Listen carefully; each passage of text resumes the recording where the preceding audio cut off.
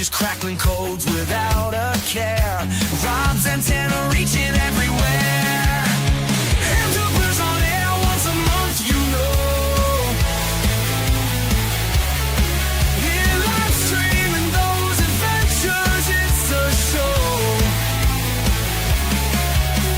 Yeah, so throwing signals high and low.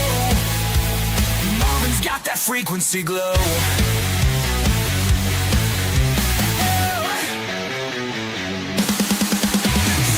Wall with tales of static gold, antenna tales that never get old. Every frequency a story told. These airwaves hotter than any bull. Hamburgers on air once a month, you know. Yeah, live streaming those adventures, it's a show. Yeah, so throwing signals high and low. Marvin's got that frequency glow.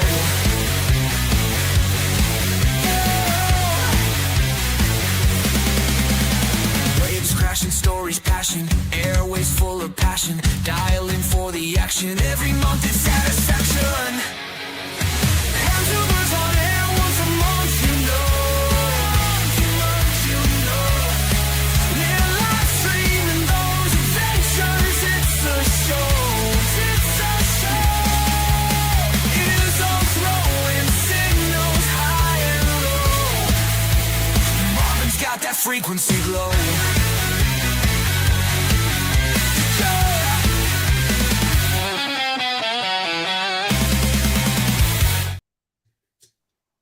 Man, that's Woo! that's jamming, baby. And it really is. I love it. But now, Rowdy's you know, definitely killing it with the AI music. That's for sure.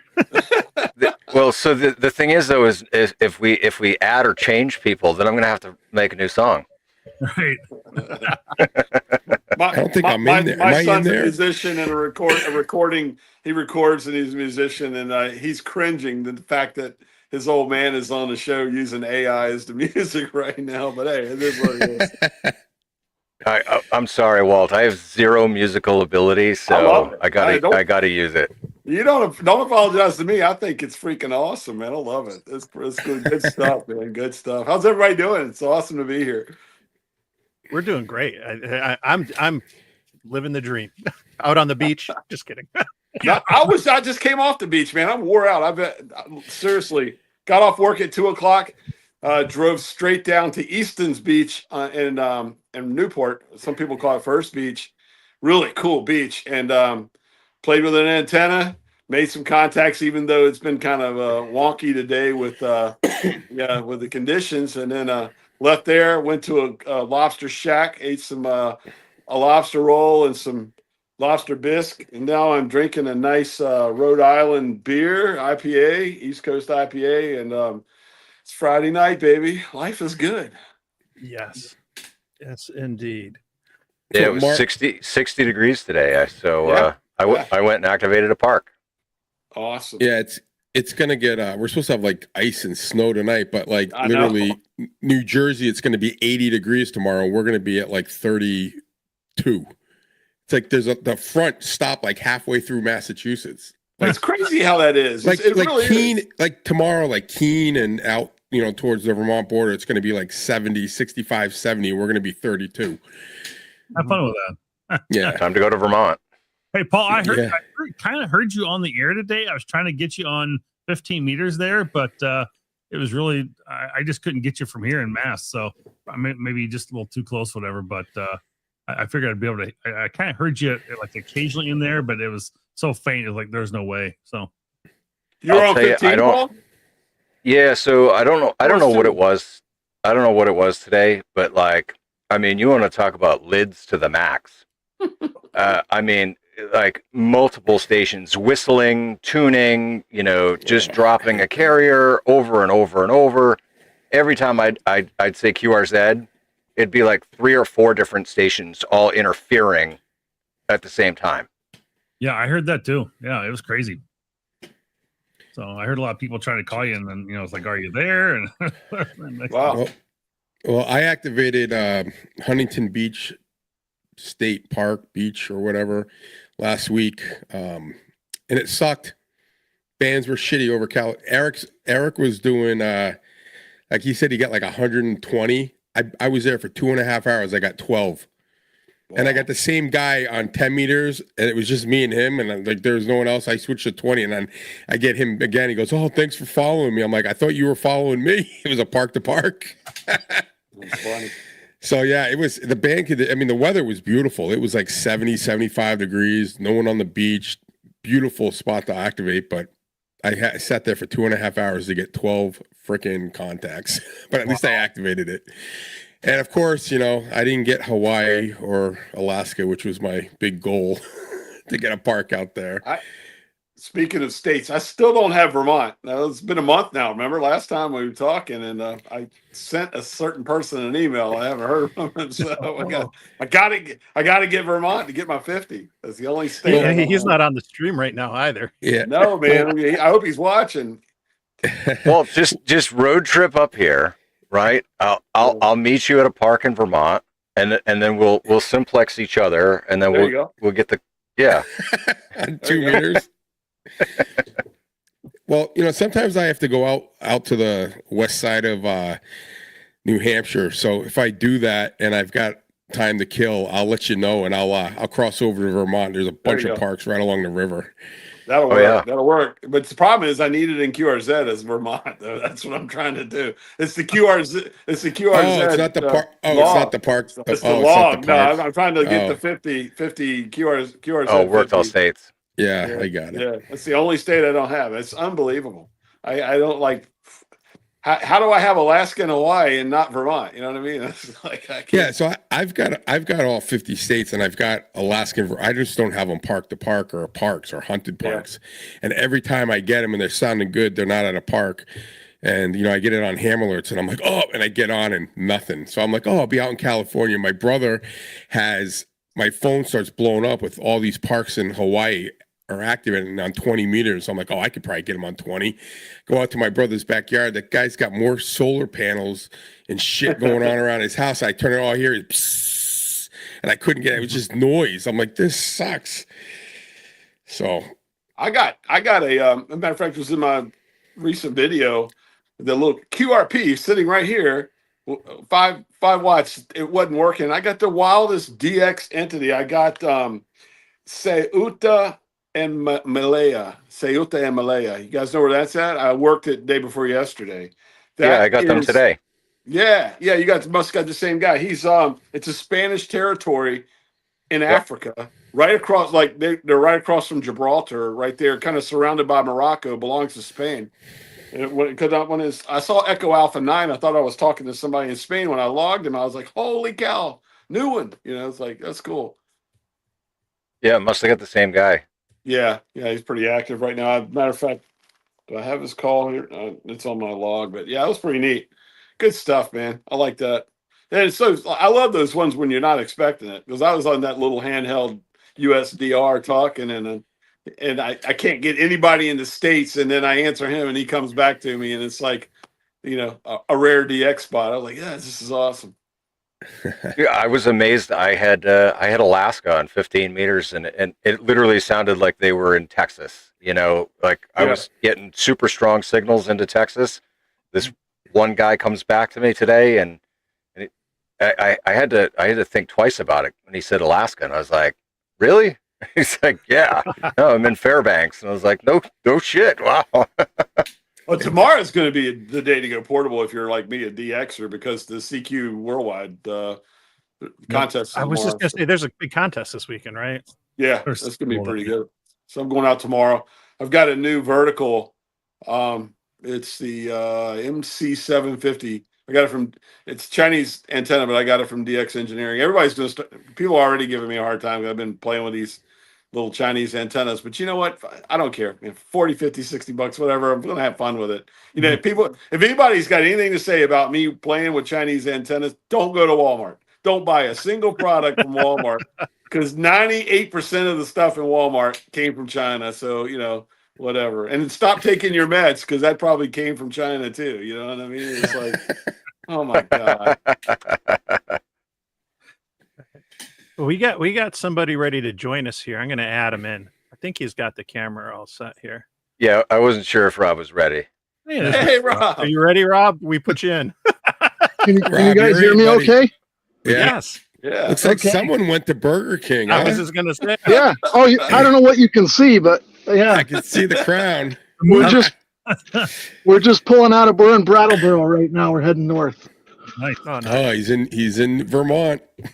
You're in Vermont? Pull over. I'm in You're on the Vermont. radio. I know. We were well, just saying that Walt needs Vermont. there's a Poda Park about 5 minutes away, but it's dark, so we Don't worry about can't go. it. My radio is out in a Jeep. I shouldn't say that. Someone will probably rob me tonight and steal it. But it's like, I left it out there because I went portable.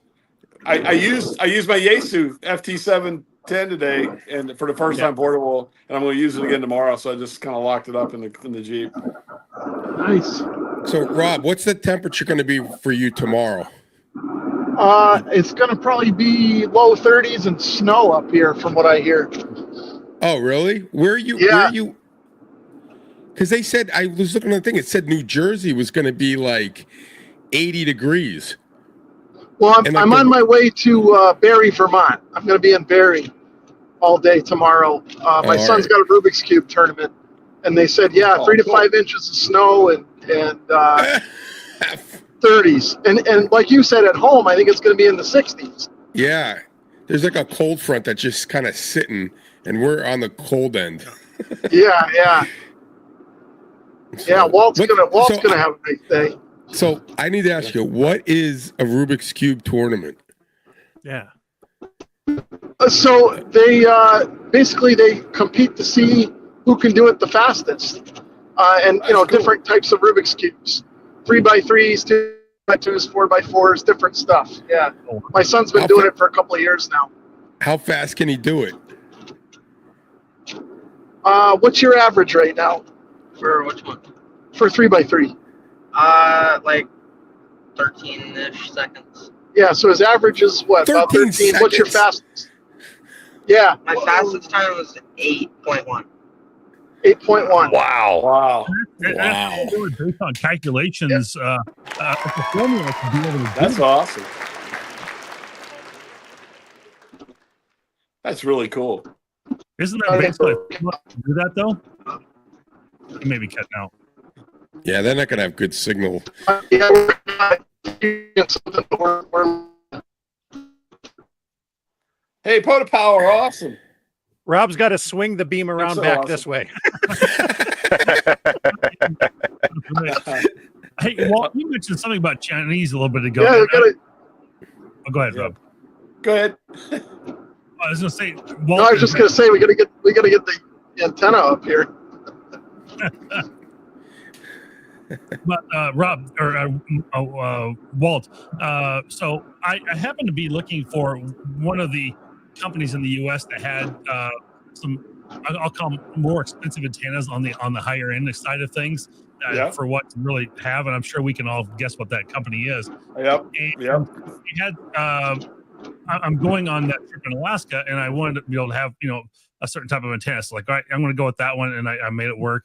And so I was looking at one of their parts, and they have a small tripod that goes to that. And I contacted them. I said, yeah, it's out of stock. It's on its slow boat from China. It's on its way over here. And I went online. I started searching. Of course, you had to go to our favorite store called Amazon, and I found the exact same one. I mean, to a T, except that they have their sticker put on it, and it was like, it works just fine. And then so I was like, I paid half the price of what they were asking for it. And then they had another little part where it's a here it is.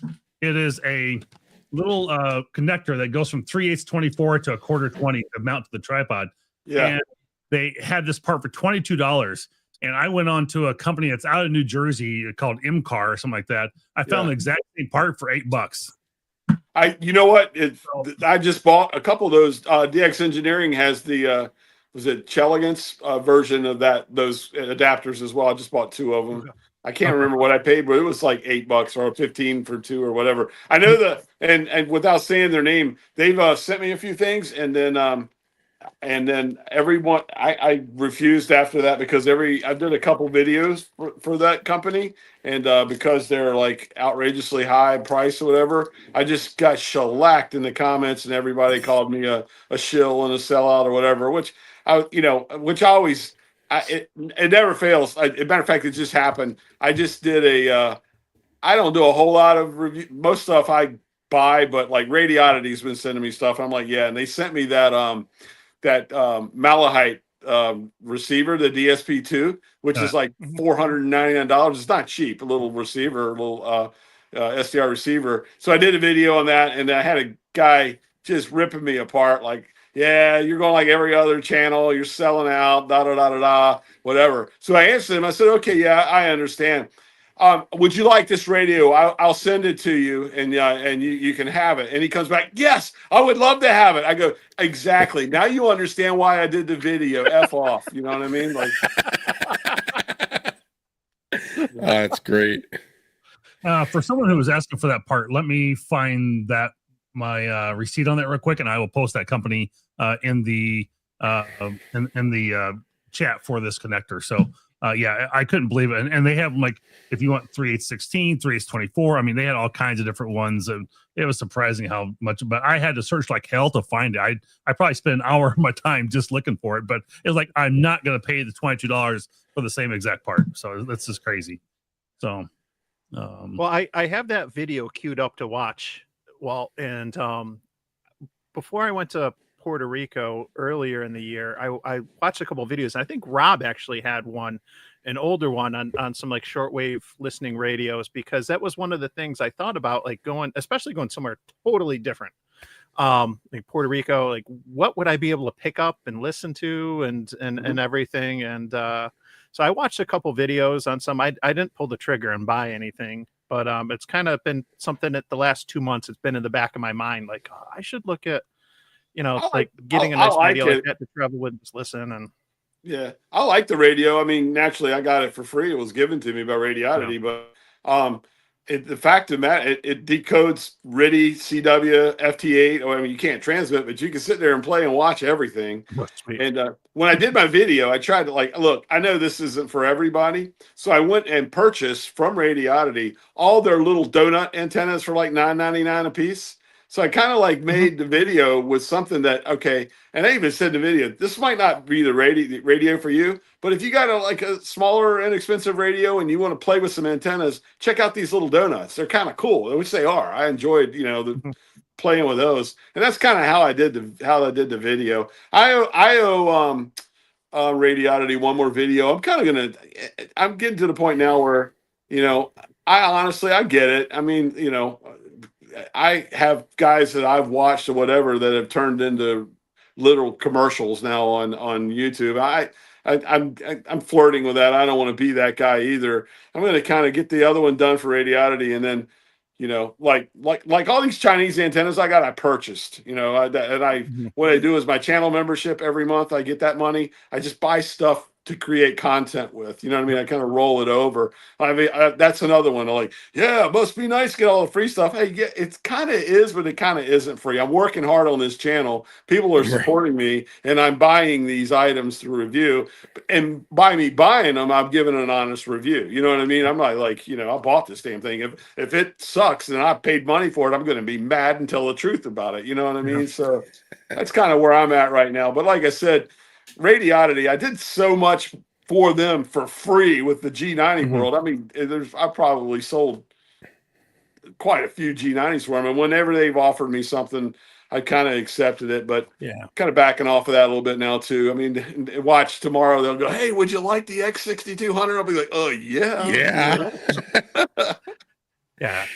Now I've been approached to do reviews on some things, and I eventually, and it's like a personal decision. I kind of my approach was, and I think I mentioned this to you all, is I don't want the pressure right now, because I try to get a video out each week, but earlier this year I was so busy with work and family stuff, a couple of weeks went by, and I just didn't want that pressure to have to do something I for get it. somebody else.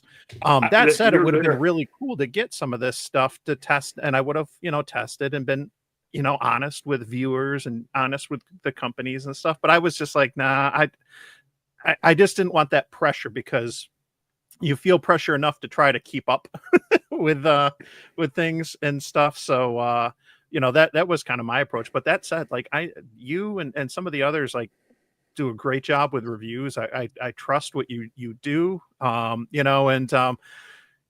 people will take a very, hands-on approach, and they'll dive into the specs of a radio, or they'll is this a clean radio? Is it really putting out what they say it will?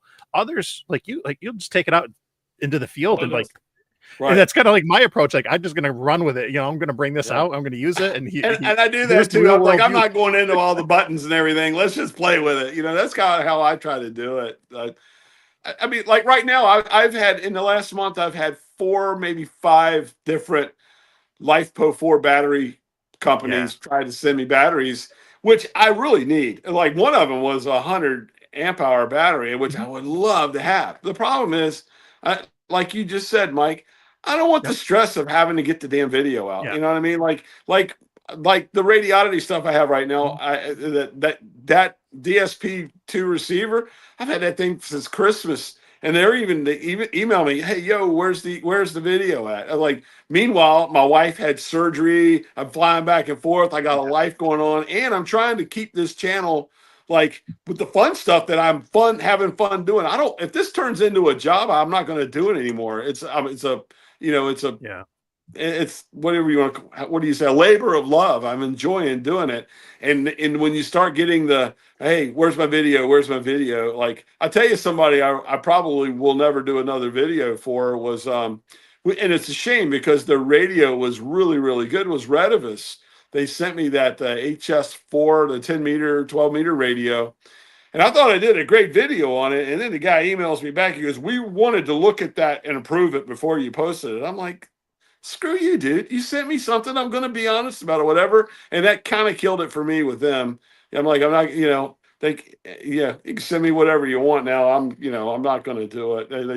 The guy kind of torqued me, and I don't want that pressure. I don't work for you. I don't, if you want me to give you basically free advertisement for your $200 radio, you know what I mean? Then you're going to get what you're going to get. You don't owe me. You know what I mean? I'm not going to do things for you for $200, pal. I could I could go to Walmart and hand out stickers for 3 days and get that. You know what I mean? Like, well, we got a question in the chat. John wants to know when the book is coming out. Okay, I'm going to tell you the God's honest truth. We'll just get right to it. I'll get right to it. I'm trying to say this without getting myself in trouble. I made a commitment to somebody that I wouldn't push it, promote it, sell it, show it, or whatever until they did that. And they're getting ready to do that very, very soon before Dayton. Does that sound good? Everybody kind of understand what I'm saying? Yeah, you understand what I'm saying? And we'll call them the publisher. And everybody knows who the publisher is. And everybody knows my love for the publisher, too. I did 2 videos where I told everybody to pack sand because I liked it. I like them. But anyway, there you go. Awesome. I know a lot of us are looking forward to it. So it's going to be so much. I'm going to be honest with you. When I saw the final print, I was like, I had goosebumps. It's going to be so cool. So cool. A bucket list of mine. I've wanted to write a book my whole life on something, you know what I mean? And then to write a book, it's not just a sketchbook. It's, I narrate and tell stories about going portable, eating seafood, everything. It's all in there. It's going to be a cool book. Go to now, the beach. Awesome. Did they take the advice and print it on Write in the Rain paper? Oh my gosh. No, I don't know. I doubt it. I don't know. All I know is full color. That's all I know. It's going to be full color. So Oh, sweet. Spiral bound, Write in the Rain paper. That would be amazing. Cool. That would have been cool. Yeah, it would have been cool. But there's a lot to it. A lot of really cool stuff in the book. I'm looking forward to it. Dayton's going to be awesome. I can't wait for Dayton. I don't know who else going there, but I will be at the league's booth quite a bit at Dayton with that sad thing going on. So I kind of want to. Last year was my first time going to Dayton, and I felt bad. So many people go, "I look for you, didn't find you." I kind of want to do like Mike. Maybe we can all do it together. We get a group of us and all have a meeting spot at a certain time on, and then everybody that watches us on whatever, we could just have like a kind of a powwow, maybe a Northeast ham radio meetup spot or something. That would be cool. Yep, It'd be really cool. No, that'd be great. We got Rob. I think we both tried to bring him in at the same time and one was moved. Evening, Dylan. Howdy, Hey, Michael. Good Welcome, evening. Michael. What's going on? So, Michael, is Michael, that what is that behind you? What vehicle is that? I can't see. I'm blind. It's a A Toyota? 2007 Toyota FJ Cruiser. That's Oh, I love those. Those are awesome. I'm a Jeep guy too. I still love the FJs. They're I'm cool. sorry. Yeah, I love my Jeep.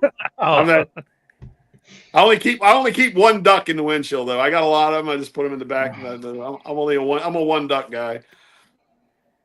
Yeah, the ducks kill me. Yeah, it's I tell Hey, you, you gotta get a hammy. yeah, I need a hammy. Someone's got to hammy me. oh, there's Yeah. a little one. Yeah. I do like the FJs. Though. I think they're pretty cool. I saw one this past weekend. It was for sale. I was looking at it hard. When I was home in North Carolina. Yeah, they're phenomenal vehicles. I've got 202,000 miles on my truck. Wow, 3-inch lift, 33s. It goes any place I want it to go. that's epic. That's pretty cool. Oh, that's awesome. I love it to death. There's actually a new antenna on the bumper. There's antenna on the hood. There's a 102-inch whip off the back. It's scanners, radios, everything's into it. Cool. 200 amp hours of battery, Renogy. They're Bluetooth batteries too. DC to DC charger, core system, the whole 9 yards, refrigerator. Yeah, it's nice. Wow. It's taken me like 5 years to put it together, but That's cool. Just in time to upgrade. yeah, right. So, Michael, this is your first time on the Northeast Ham Radio. You want to let everybody know that you're really Tortoise Overland and that you live in the Oh, yeah. Northeast. Tortoise Overland. I live not too far from Walt. I live in Rehoboth, Massachusetts. Okay, cool. Yeah, so you live like right over the line there. I'm in Providence now. I'm on the west side of Providence, so kind of if you know where Rhode Island College is, I'm Yep. almost on campus right there. That's where I'm at, right off Well, campus of Rhode Island College. This is who I work for. Don't hold it against me. We can't I say it. couldn't read it. Yeah. It's those guys. Who Yes, is this those guy? guys. Hold on, solo it. Hey, All I right. got to get my big screen here. Okay. There we go. Nice. Oh, jeez. So Michael, if you're an Those Overland guys. guy, we probably watch a lot of the same YouTubers. Do you watch David Freiberger? You know who he is? Yeah, I know Freiberger. Yeah, I watch him. What's another good YouTube channel? Old boy out there in Idaho or Washington State. I can't think of his name right now. Dirt Lifestyle. Yeah. Yeah, he awesome guy. I met who is it? Big Tire Garage. Ian Johnson down in Tennessee. I lived in Yeah. Tennessee for a bunch of years, and we did a lot of trail riding down there. And Ian was always out test driving his vehicles that he was building for the off-road show that he was doing, and we'd have a blast. It was fun. Yeah. I enjoyed Freiberger. I watched this video last night as he put the second part up. He took a 1974 Jeep Cherokee that he bought on the side of the road, and he just drove all the way out to across the desert in California in it, and it's breaking down, and the fuel pump goes out, and everything's going on, and he's like on the fly fixing it and kept on going. He's got a great channel. He really does. I enjoy watching it. So he's one of my favorites. Yeah, there's a lot of guys out there that I admire. A lot. I've noticed a lot of off-roaders are from Utah. a lot of the YouTube channels. So Yeah. Well, there's off-roading there's a out. lot of off-roading there. Yes, yeah, there is. true. Pull out and everything out that way for sure. Real quick, Jetta Jeff, KC1 UER, yeah. Any recommendations for multi-band antennas? Let's see if we can help them out with that one. I personally, I'd either recommend the DX Commander or I've got the Hustler 6B TV as a vertical. I think those are both really great vertical antennas, and I've had true success with mine. I mean, it's been incredible how good my verticals have been for me. But what's your other guys' thoughts on that too? So my thought on that is depends on what you want. I mean, like everything in ham radio, what are you going to work? I mean, and then is it portable? Is it permanent? Whatever. I mean, if it's something that you want easy to put up, portable, one single wire, put up something like a Ribicoff with a 4-to-1 and make sure you either have a tuner or that your transceiver has an ATU that you push the button and bam, and you got a multi-band antenna that'll work everything from 40 to 10 meters. I guess we need to define what a small backyard is. I mean, if it's a small city lot, then he may only have 40, 50 feet to go across with an antenna. So, putting a 132-foot line across there may not work for him. But you might well do some type of inverted V off your fences and putting a mast in the middle too. If he has a tuner, then a random wire is a pretty easy way to go to get multiple bands with a limited amount of space. The Ribicoff came to mind right away because that's 25, 26 feet. You don't need a lot of height to get that up. Ideally, you want that to be vertical. But then that'll give you, you'll be able to work, 10 through 40, 6 through 40 easily with that. If you want a little bit more for 40 meters, a 9-to-1 and like 29 and a half feet, 29 feet. I've used that really, really well. And, a lot of masts are 10 meters. And so that's perfect for that 29-foot random wire vertical with a 9-to-1. And for just, if you go a little bit further and you go out to like 41 feet, I think 41 or 43, 41 feet with 41. A 9-to-1. Then you can tune up 80. It's not ideal usually, but for a small amount of space, I mean, you need like 65, 66 feet for 40 meter end-fed half wave. But for a lot less than that with a random wire, you can get 6 or 10 through 80 meters pretty easily. So if you have a tuner, that might be a way to go. Right. I'm convinced guys on 80 meters can hear you sometimes and won't come back to you as well. So that can be frustrating if you're not, I know when I was in Europe, I worked 80 meters with a 65-foot, 40 meter end-fed half wave and hit the tuner and worked 80 all the time when I was in Poland. I can't do it here. And because I'll hear some smart ass say, I think I hear some chirping back there. I hear somebody going on or whatever. So just keep that in mind too when you're trying to work 80 with an antenna. Yep. You just gotta jump in, Mike. The new guy, end-fed half wave with a what do they call that? The supported L, inverted L. Yeah. Yes, so it runs out straight and drops down. For a short backyard, that. I mean, if your economy, it works. You just have to have the height. That's what I got in the backyard right now. I have it at a V. I just threw it over a tree limb and back down the other side. It's basically a V, and no precision, no math to it. I don't know if it's halfway a V, if it's kind of like 2/3 and whatever. I just threw it, looped it over the damn limb, and tied it off on another tree on the other side. And I'm working the world with go. Yeah.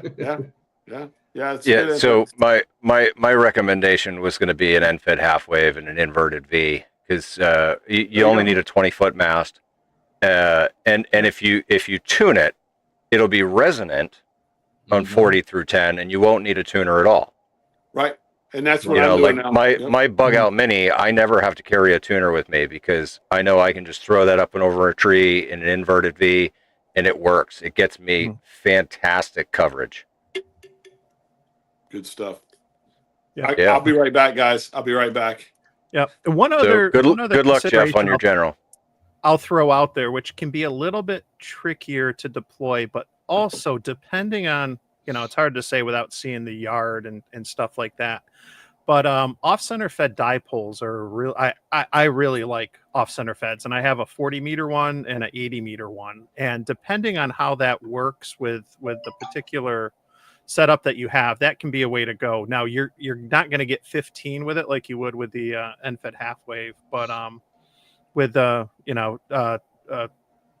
40-meter one, you're going to get 6, 10, 20, and 40. And then if you get an 80-meter one, do that. And I've worked on my 40-meter one with a tuner. I've tuned 9 bands on that.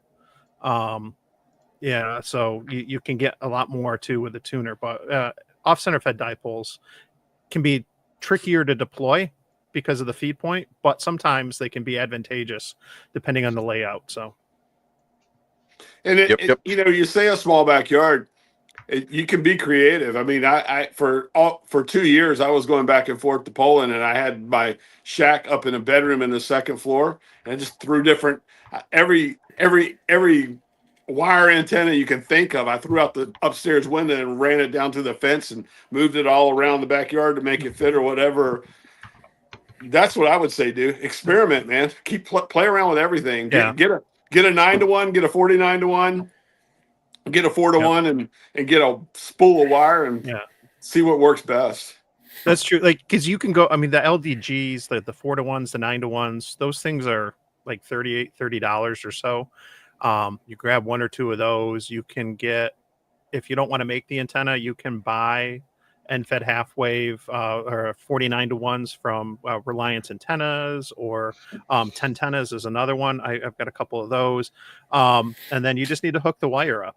So you can experiment, like Walt said, just, if you're willing to spend, $30 to $50 to buy the transformer, then all you got to do is just throw some speaker wire, or you probably pay more for the 14 gauge, what's that called, that THHN wire from Home Depot than you will for the Ballon itself. Yeah. Yeah, exactly. Or do like I do, monster 16 gauge monster speaker wires at Walmart for $16.99, 100 feet, which split in half. That's 200 feet of wire, man. That is my go-to. Like, I've thrown away more. I shouldn't say this, more of that than I can think of from. I think he's wanting to make this more of a permanent installation too. So I the antenna, those are all great antenna ideas, but I think your antenna makes that's what makes your system is antenna. You can have the cheapest crappy little radio, but if you have a great antenna, you can do quite well with it. So I think, making sure he gets a good antenna of some sort out there, that's good to hold up in weather and that sort of thing. Will be important for him to be able to, be successful with that and making it operate and last a long time, So for sure.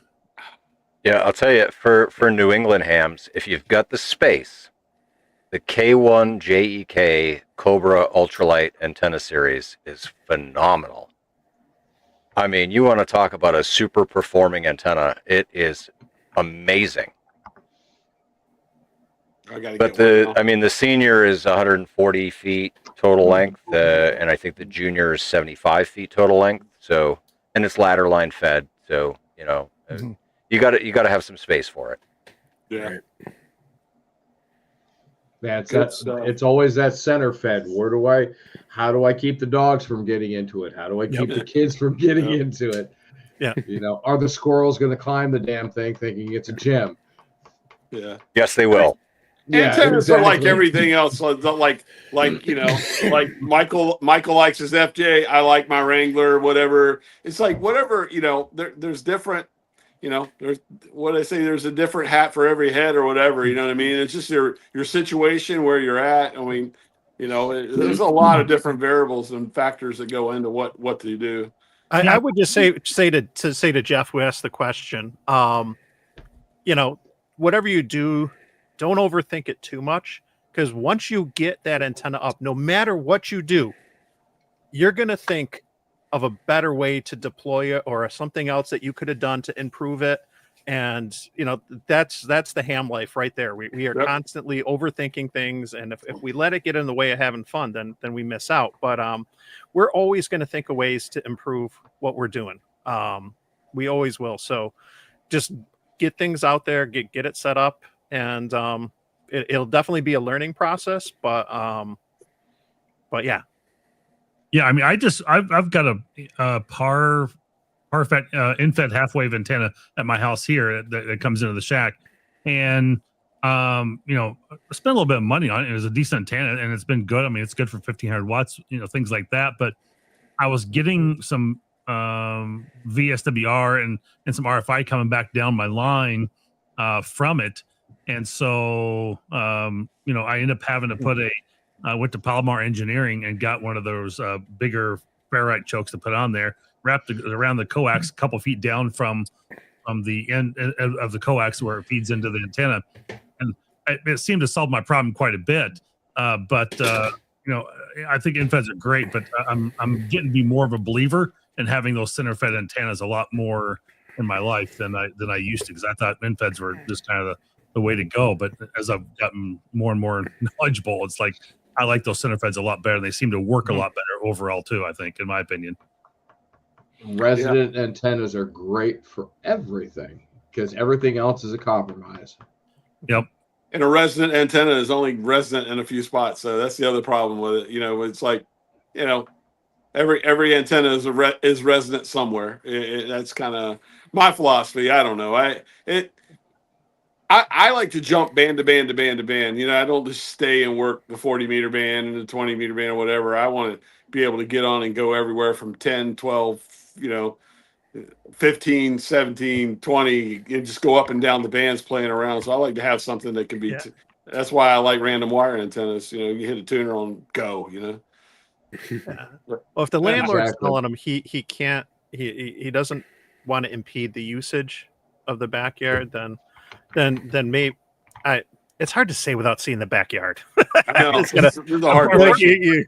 you could have like trees in like the perfect spot and like you wouldn't see a thing, or like I don't have any trees in my backyard. It sucks. I talked to a guy today in Nashville, Tennessee on 15 meters. I was on the beach with my telescopic dipole, and he was in Nashville, 50 watts on 15 meters, and he said he had a dipole in his attic. And dude, he was 5'9" plus 10, blowing me away with his wire in his attic. So, I probably know him. Yeah. So it can be done.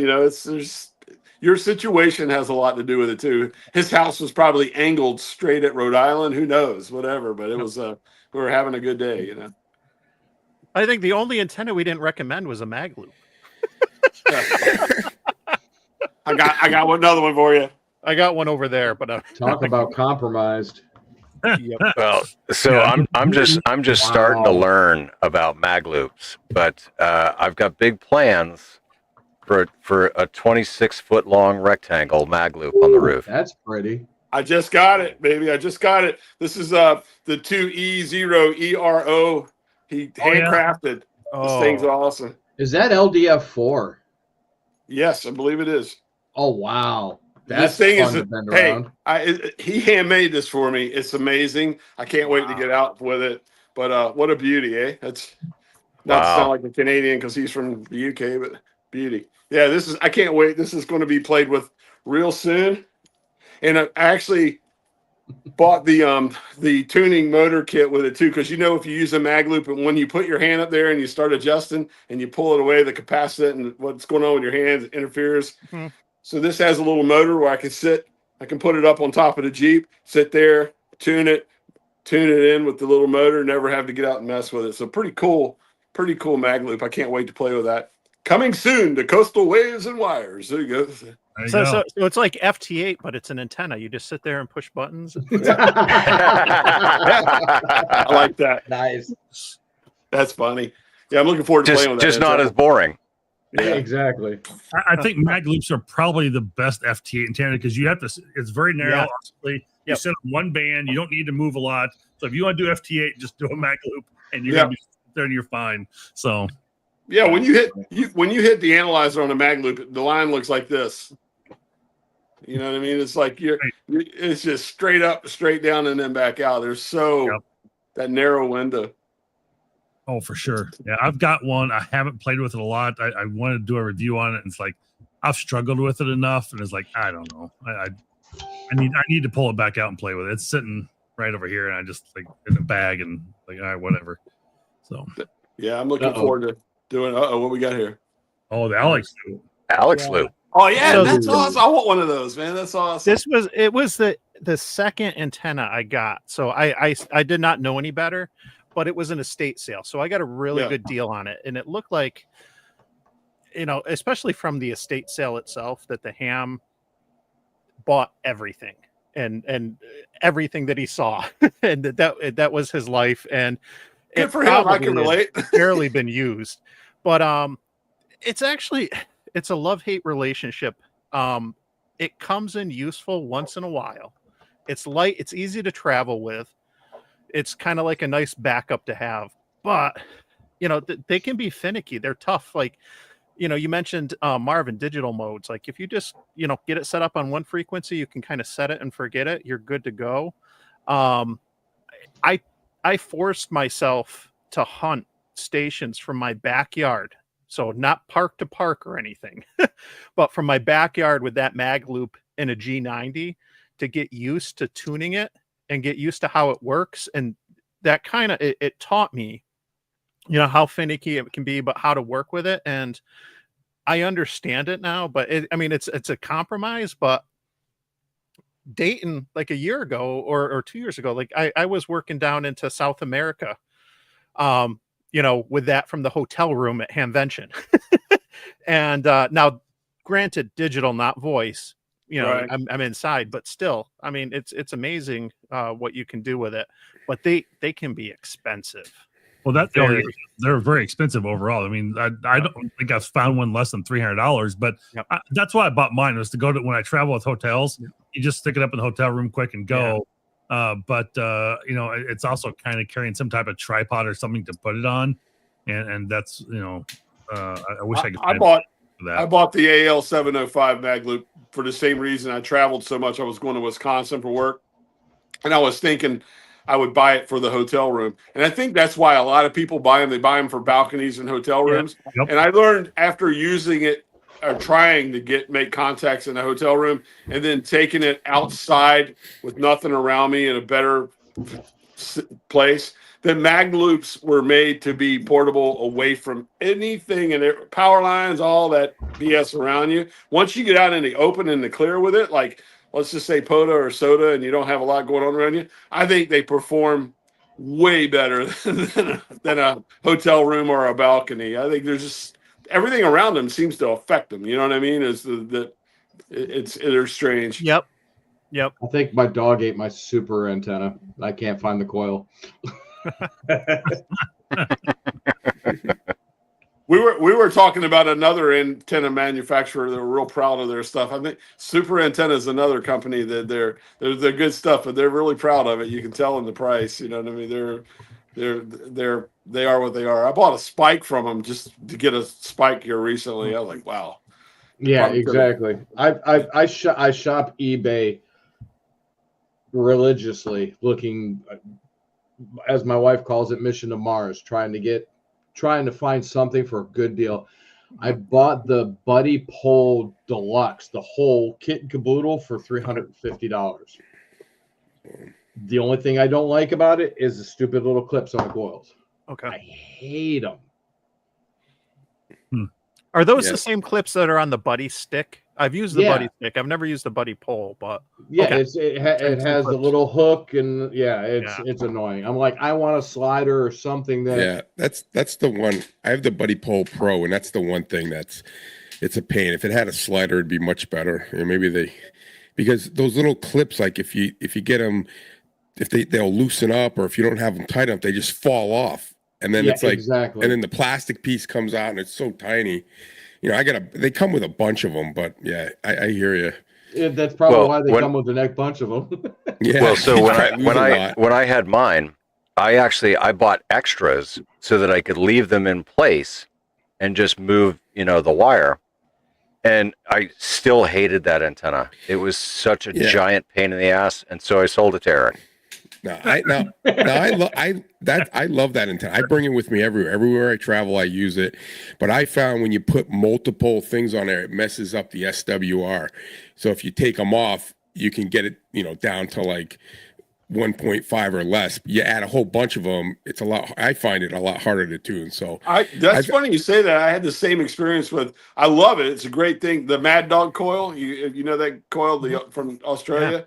See, I've got like all the ones on it. Man, it was such a pain to get them all tuned in, and then everywhere you go, you got to retune them. But if I just use one and tune it whenever I want to, it was so much easier. Yeah. Same deal. Yeah. So that's what I got a question for Walt about the Mad Dog coil, and maybe I'll set you up for something later. But how does that compare size wise to a can of Foster's? That's funny. That's funny. All right, here, while we're on that, so tonight I'm drinking, this is a Rhode Island beer, Whaler, Rhode Island, East Coast. It's actually pretty good IPA. Yeah, East Coast IPA. That's a great brewery. So you guys have been so kind, because I'm a Southern boy. I was born in the South. I grew up. I went to elementary school in the Gulf Coast near New Orleans. I'm from Southeastern Virginia, Northeastern North Carolina, whatever. I'm a good old boy from the South. So to be up here with all you guys up here, they're kicking me out of the Confederacy, So, but I'll take it, man. You guys have adopted me, so I'm an honorary New Englander now. So there you go. That's cool. Well, in the last, I always like to have a few beers as we're chatting. The last stream last month, I had a Foster's, if you guys remember. I was drinking an Australian beer, Foster's, and so someone actually took a screenshot of it and put it up on X, a VK, and he said, "Walt, I'm so proud of you. I'm going to make you an honorary VK. You're an Aussie now. You're VK4 OGO." I was like, "Hey, that's awesome. Whatever." Well, a very popular VK ham tuber. Kind of like he killed the buzz, man. He came in there and he said, "Yeah, no one in Australia drinks that beer." Blah, blah, blah, blah. So I'm like, it's true. Thank you, Hayden. Thank you. You killed the buzz, Hayden. Like, let's everybody. He did what it. I like Hayden, but man, it's like, come on, man, leave me alone. So that's why tonight I figured I would be highly respected if I stuck on this side, and I'll just be, honorary New Englander tonight. It's all right. You can be a roadie. I like roadie. If this picks it up. This There you is go. Utica Club, baby. Utica Club. So I'm from the Utica area, and the claim to fame for this is first beer brewed after Prohibition. So right after Prohibition, this was the first beer brewed and available for sale. That's awesome. Legally. And it tastes like it. No, Yeah. no, it's a good beer. It's cheap, but it's good. It's hometown, and Hey, Mike. it's all good. I grew up in Schenectady, New York. Okay. Even though I have a Southern accent, I grew up in Schenectady, New York. My grandfather fought in World War II. Believe it or not, I'm a 51, but my grandfather fought in World War II. My mom was late in life, I guess. I don't know. Anyways, I remember going into my grandparents' basement, and I can remember to the day the little pony bottles, Utica Club. Yeah. The little brown ones. Yep. Cases of those in the basement. My grandfather would drink a case every couple days. He worked for General Electric for years, so I can understand the stress that he was going through. But jeez, but I remember going pick up a case and drop off a case because you could always turn in the bottles. But yeah, Utica Club, baby. Old school. Cool. Well, guys, we got to all get together this summer. The whole deal here is winter's over or almost over. I'm sure you guys up here have that little second winter, probably like somewhere in the first couple weeks of. I hear someone says, I was talking about how wonderful the weather's getting, and some of the local roadies here were saying, "Oh, hold on, Home Slice, because you know what, like first, second week of April, man, it's going to drop down to like 23. You watch." I'm like, oh God, but this is fake spring. Yeah, Yeah, we got it's to just get the fake together, spring. man. We all. I told you, I want us all to get together and like do a activation together in Rhode Island. You know what I mean? We got to find a spot and. Well, you notice how he said come to Rhode Island. Yeah. Right. Yeah. Central will be Um, like Massachusetts. Okay, Nearfest is let me coming. explain why Rhode Island, because I like to operate by salt water. Unfortunately, Schenectady and Utica and everywhere else you guys are talking about ain't got no damn salt water. Okay, Nope. so like, I'll tell you what, I'll meet you on the Outer Banks of North Carolina if you'd rather go there. We could do that. You know, like, Yeah, I wouldn't mind going there. yeah. Was there last weekend. So Dude, Well, I went to the I went to the Outer Banks last year for the first time, and what an amazing place! it's Like fun. what an amazing place. When I was in high school, we would like me and my buddies. I had a Volkswagen Beetle. I was like 11th grade, and I had bad parents. They didn't give a shit what I did all week, and so we would all pile in my Beetle and drive down. Back then, you could get on the beach at Virginia Beach and drive straight down and go to the Outer Banks on the sand. And we used to go down there and just have a ball. We would sleep like we would sleep like 3 or 4 of us in the Beetle. Get up, jump in the ocean. That was our bath for the day. We just like partied and had a good time. So I grew up like on the Outer Banks. That was, and my light's kind of flickering here, but that was my life as a kid. That's where I'm from. Do that. But yeah, Yeah. if you, the sad thing near- is it's so commercialized now. You know, when I was younger, it was like there was nothing there, man. It was just beautiful.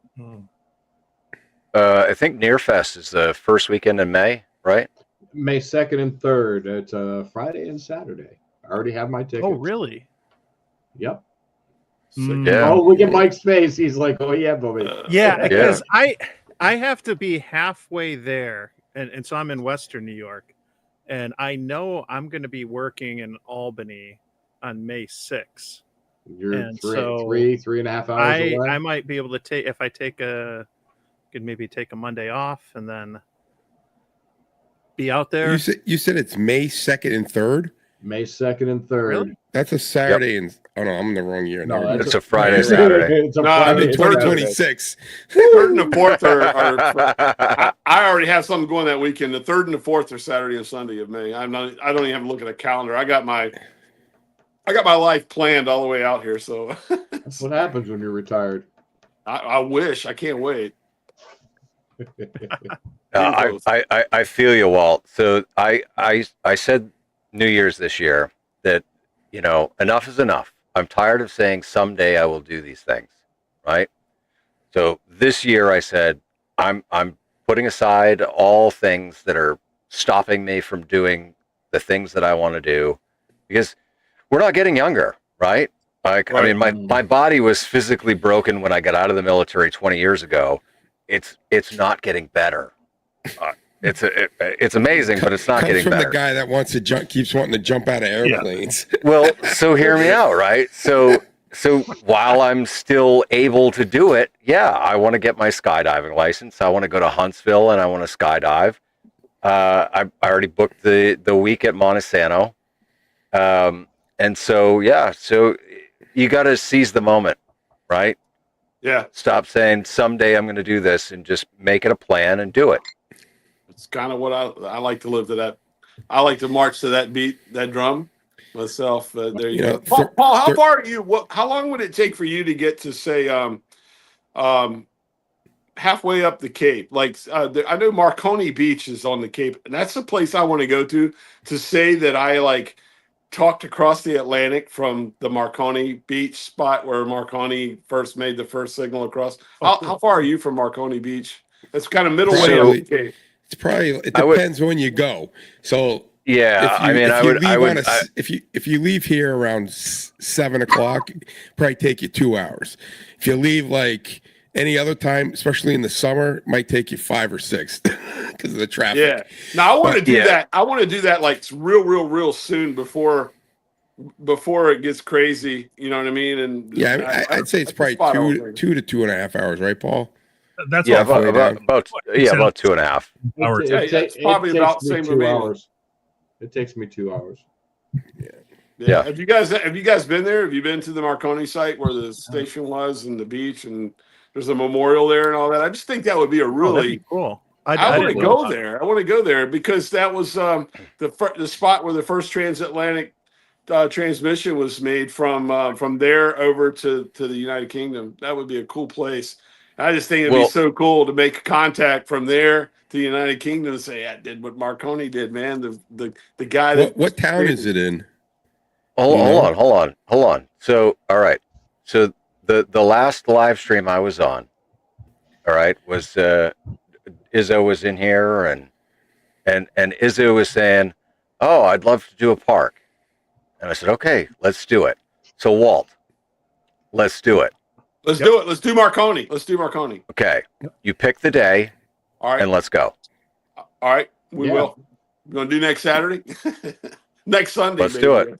Let's do Sunday. All You want to right. do Sunday? I'll meet you there. Let's do Sunday. I'll meet you there next Sunday. Okay. All right, email me or you know where I'm at. We'll catch up. We'll do it. Yeah. That would be a cool activation. We'll collab. We'll collab.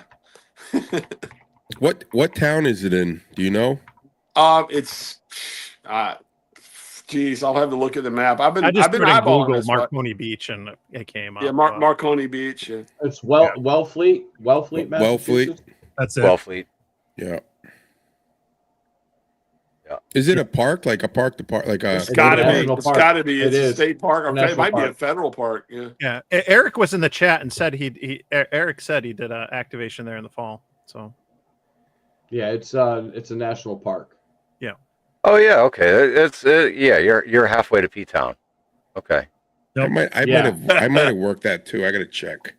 Hey, Paul, we're not going to P Town. No. We're not going to P Town. But I will go to Marconi Beach and We'll go to and we'll Marconi have a good Beach. Where are you time. going That's to where P he's Town? moving his. That's where he's moving his camper to. He's Can we already got a drive on the spot there for the summer. Can we drive on the beach there? I don't No. know. I've already scoped it all out on Google Earth. There's a parking lot like right up before the dune, and then you go up on the dune, and there's like the little things, the memorial thing, and then you go right down, and you're on the beach. Oh, nice. Yeah. So I got a couple different antenna ideas. That little red, the telescopic thing with the little red base, the feed point on it. Yep. Well, I've got two of those now. I got them both with me, and I also have a CB co-phase CB thing. I was thinking about going there and co-phasing two antennas and kind of like half a wavelength apart, straight at the United Kingdom, and go, make the contact there. That would be kind of cool. Yeah, I've got some Eric fiberglass says you need to poles, get a permit to do it. So Yeah, all right. To Well, get on so the listen. beach, I was going to type it out, but I'll save it, right? So listen, the anything in Massachusetts is a giant pain in the ass, yes, and it's not worth a fucking headache. So No lie, I didn't know that. we'll park and we'll walk to the beach. It's Yeah. not that big a deal. Yeah, that's what we'll do. We'll walk down there. Yeah. I got my blue bucket, man. I'll put everything in the bucket and we'll carry it down there and boom, we'll do it. Perfect. I got my backpack. We'll go Yeah. next Sunday. so Sunday. So You heard it here. We'll coordinate during the week. I'll catch up with you and we'll coordinate and that'll be cool. I might even go Saturday night and get a hotel and spend the night there and get up Sunday morning and do it. I don't know. We'll see. Well, then I'm gonna have to make a Salty Waltz freaking song. There you go. Make a salty waltz song. We'll Yes. make it happen. So Kind of tell AI to make a salty waltz song with a Jimmy Buffett flavor. You know what I mean? That would kind of make me, feel better if you did it that way. Okay, I could do that. Make sure you get P-Town in there too. Well, it's funny you say that because I live in Portsmouth, Virginia, and everyone down there calls that P-Town. It's like, so they don't know what the other P-Town is. Yeah, that's not why they call it P-Town. I know why they call it P-Town. Trust me. Paul, you're absolutely right. Every state park in the freaking stupid state of Massachusetts, I'll keep I can just be pissed off about it as much as I can be. It's unreal how much they want to charge you to go into the state parks. I have been in, I don't know how many other states and never been either charged as much as they charge in this effing state, or as they, want to charge, even if you have an out-of-state vehicle, it's like $30 to enter. So my doing POTA here in the Massachusetts has been virtually none because of that pure cost. And I don't mind contributing to Oh yeah. state parks and paying a little bit to go in to help support and everything. But when the taxes and everything in this state are already so just ridiculous, and they charge you $15 or $8 to $15 to go in as a resident, it's just absurd compared to any other state I've been in. And so it's like I'm just going on the contesting side of the world instead to make contacts and do things here, because doing parks in this state sucks. So Question. Yeah, Everything in that state sucks. Yeah, and well, I just looked it up. Wellfleet is like right before P-Town, so it's a little farther for us. It's going to take you like maybe 3 hours, 3.5. I don't care. I'll get up. I'll tell you what. I'll get it's up all the way there. around. It's past Chatham and 3/4 of the way to P-Town. So, I was just in Harwich today, and it only takes me an hour to get to Harwich. Say that 3 times fast. So it's about 2-hour drive because you got to get into that single lane after Harwich. yeah. All right. Well, if you take Route 6, it'll go right to it. Like if you're coming down the Cape, you just stay on. That's the main highway, but it's 3/4 of the way into the Cape. So, but it's still good. All right. I'm going to do Oh. it. I'm going to watch P-Town. John, I'll tell you what P-Town They have a is. lot of hotels, Walt, in P-Town. I'm Yeah, not sure. I don't think P-Town. they have any in Wellfleet. I lived in New York City in the 80s. I worked at a naval architecture engineering firm in New York City. And I remember whenever, let's just say at 5:00 on Friday afternoon in New York City, everybody that had a rainbow flag sticker on the back of their car was headed to P-Town for the weekend. Does that kind of explain it? Yeah. That is That's a long the drive. homo capital of Massachusetts. There you go. You said it. Go right ahead and say it. You know what I mean? Like the Hey, alternative you listen. lifestyle. Send me the hate mail. Go ahead, send it. Paul is so unabashed. it's the truth. It's just the way it is out there. So. Yeah. Yeah. LG. It's the LG. What? And its nightlife is Awesome. awesome. Good Eric for would you. know. Oh, Eric. So, Marvin, I wanted to ask you about the park. So, are you talking about state parks in Massachusetts? It's really state parks in expensive. Massachusetts, yeah. Yeah. Yeah, Do state they- parks are ridiculous. Now, Marconi's probably a national park, though, I think, isn't it? I'm Yes, sure it it is. is. Yeah, I think Marconi was a national. And the reason I was asking is in New York, I know our park, they charge. I don't know what they charge to get in because our libraries, at least my local one, has what's called the Empire Pass, which I can go check out from the library, and it's a parking pass for the state parks. So whether I was going camping, going to do POTA or whatever, I can go check out the pass for a couple weeks when I'm going to go to a state park that charges. Most of the parks near me within like a half hour or less are state forests or wildlife areas. They don't have any fees, but the really nice, the true parks, those definitely have fees, but they don't generally charge. And you have to look at each park website in New York, but it's usually the off season. So when you get into end of October, they stop charging for parking until you get into like the spring, like April or May. It's usually Memorial Day. And so that's when I will usually do the true state parks for POTA is going to be this time of year where they're not charging admission or parking because I can get in for free and they'll be plowed generally, at least to get in. Whereas if I go to a state forest down the road from me, if there's a foot of snow, that's never getting plowed. And so, like I'm not going to go there in the winter, but then I'll go there in the summer because if I don't check out a pass from the library or pay for parking, that's kind of been my approach. I know that in New York, veterans, you can get passes so that you're covered for free admission and everything. And you can buy annual passes too. I haven't seen a need to do it because I have a system for the ones near me, but there is a state pass I believe I can get for $75 or something like that here in the state, and I can probably look at getting into that and doing it. But it's just like when I've got it's a state park. It's called Hampton Ponds. It's basically a big pond with a big parking lot with a beach and some volleyball, and some picnic tables, and there's not and some walking paths. I mean, there's nothing fancy about it whatsoever. And even as a state vehicle, registered in the state of Mass here, is that it's $8 to get in, and it's like, well, so I mean, if I went there, 12 times or not that many even, but 10 times, it would pay for itself for what it would cost me for doing that parking pass. But it's just like, it's just a fright either way. It's just unreal. Cause like I said, so many other places, are giving you that access, and, that's one reason. And then, there's so many parks that are still closed, and, they got gates on them and whatnot. And so, they just keep them closed down quite a bit, or they close at dark. And so you're just very limited. And so it's just very frustrating overall. So there's a couple new parks on POTA that came up. They're wildlife refuges in Massachusetts, but they're out west. One of them is almost in northwest Massachusetts, and one of them is right on the Connecticut River. It's an island. I'm like, who's going to go out there with a canoe to go activate? Nobody's activated it yet. So anybody want to go activate an island with a canoe? Let's do it. How about an actual boat? Well, yeah, it's on the Connecticut River, so I'm guessing an actual boat, but I haven't scoped it out much more than Google Earth. But I'm sitting there going, why would they do that? Why would they? It's just this little island. KM4 ACK Jason, he did he took a paddleboard and went across over to an island and activated that I think it was sometime last summer. That was pretty funny. He took a paddleboard and went across. Nice.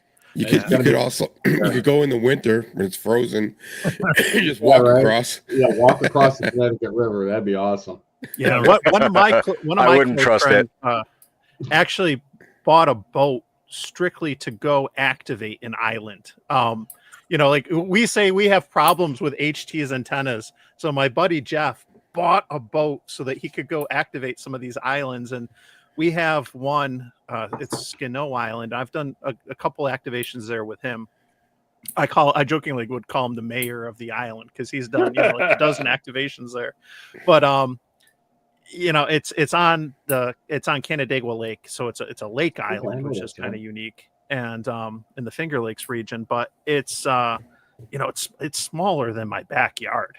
But it's been a blast when you go there because it's a rare entity, and it's POTA, it's U.S. Islands on the Air, or U.S. Islands Awards Program. Sorry, but it's been really cool going out there, and you feel like even though it's like a 15-minute boat ride, 10-minute boat ride out there, it's like this little mini de-expedition and stuff, just because you're going somewhere, you're going to be the only ones there, no one else can easily get there, and stuff. It's pretty cool, but that'd be it.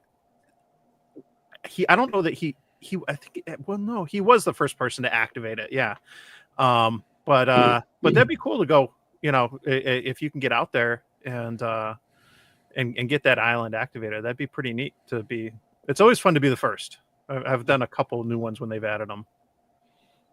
Well, I got a kayak and an really ocean excited boat, here. so. You talking about all this POTA. I'm not a POTA guy, but I'm looking forward to it, man. Marconi. All right, Paul, here's what I'm gonna do. I'm gonna get up Sunday morning and I'm driving there, and I'll meet you there like 11, 12ish, and we'll just let her rip. That'll be awesome.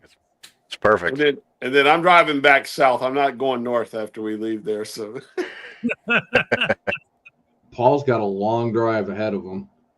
Well, that means we'll have to stop for a late lunch. Well, I'm going to find us a spot. God awful Massachusetts. I'm going to research it and find us a spot. We're going somewhere where we can do some good seafood somewhere near there. Have you been to the Cape in the off season? It's like a ghost town. Yeah, nothing's there. I love it. Nothing's open. You're gonna have to go to P-Town to get some food. No, Bourne's got restaurants and stuff. Yeah. Dennis has got restaurants and stuff. I'm just joking. Yeah, there's a couple places I wanted to go. That's one of them. I want to go to Chatham and go to the RCA Museum there as well. And then I want to go up and around to Hull. I want to go look around and at the WBZ aerial, the AM antennas there, because they're pretty badass. I mean, there are people that have listened. As a matter of fact, if you go on the Internet Archive, there's tapes and recordings of people in like Polynesia and Australia listening to WBZ Boston because of that antenna. It's pretty cool. So I want to, yeah. So I'm going to do a video on that antenna system. I'm trying to find my way in, to weasel my way into the WBZ station engineer to get me a tour, but I'm hitting dead ends. I think like most AM stations do now, they just all contract it out to a sub guy that goes around and takes care of all the AM stations in the area, whatever. But yeah, that's another place I want to go. I want to go over to Hull, see that. I want to go to Marconi. I want to go down to Chatham, and then there's some beaches just almost in Rhode Island, like at the very south of Mass, that I was hoping to get out and do some and play around on too as well. So I wanted to get that done. I got the summer plan, just like you said, Paul. I'm gonna make it happen. Yep, that's it. Fun times. Nothing to it but to do it. That's right. That's right. So how long will it take you to get there, honestly, for you to drive to Marconi?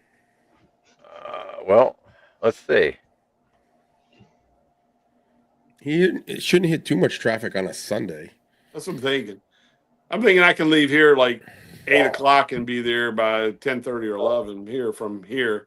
So that's why I'm trying to figure it out. So it says 2 hours, 41 minutes. We're probably about the same distance away. Then they're pretty close. Yeah. All right, cool. We're gonna make it happen. Next Sunday. The OGs are gonna make it happen. Oh yes. The old guys.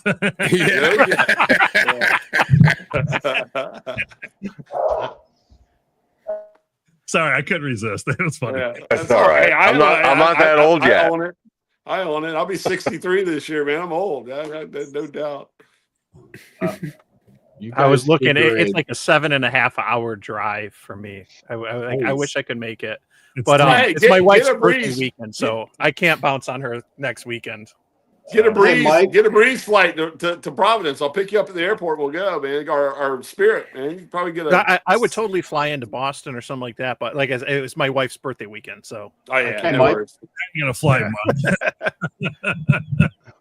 Hey, Mike, how far do you live from Bradford? Bradford, PA. Yeah. I'm not sure. I'm Salamanca? in Rochester, New York. Oh, so you're straight south from there. Or north. Yeah.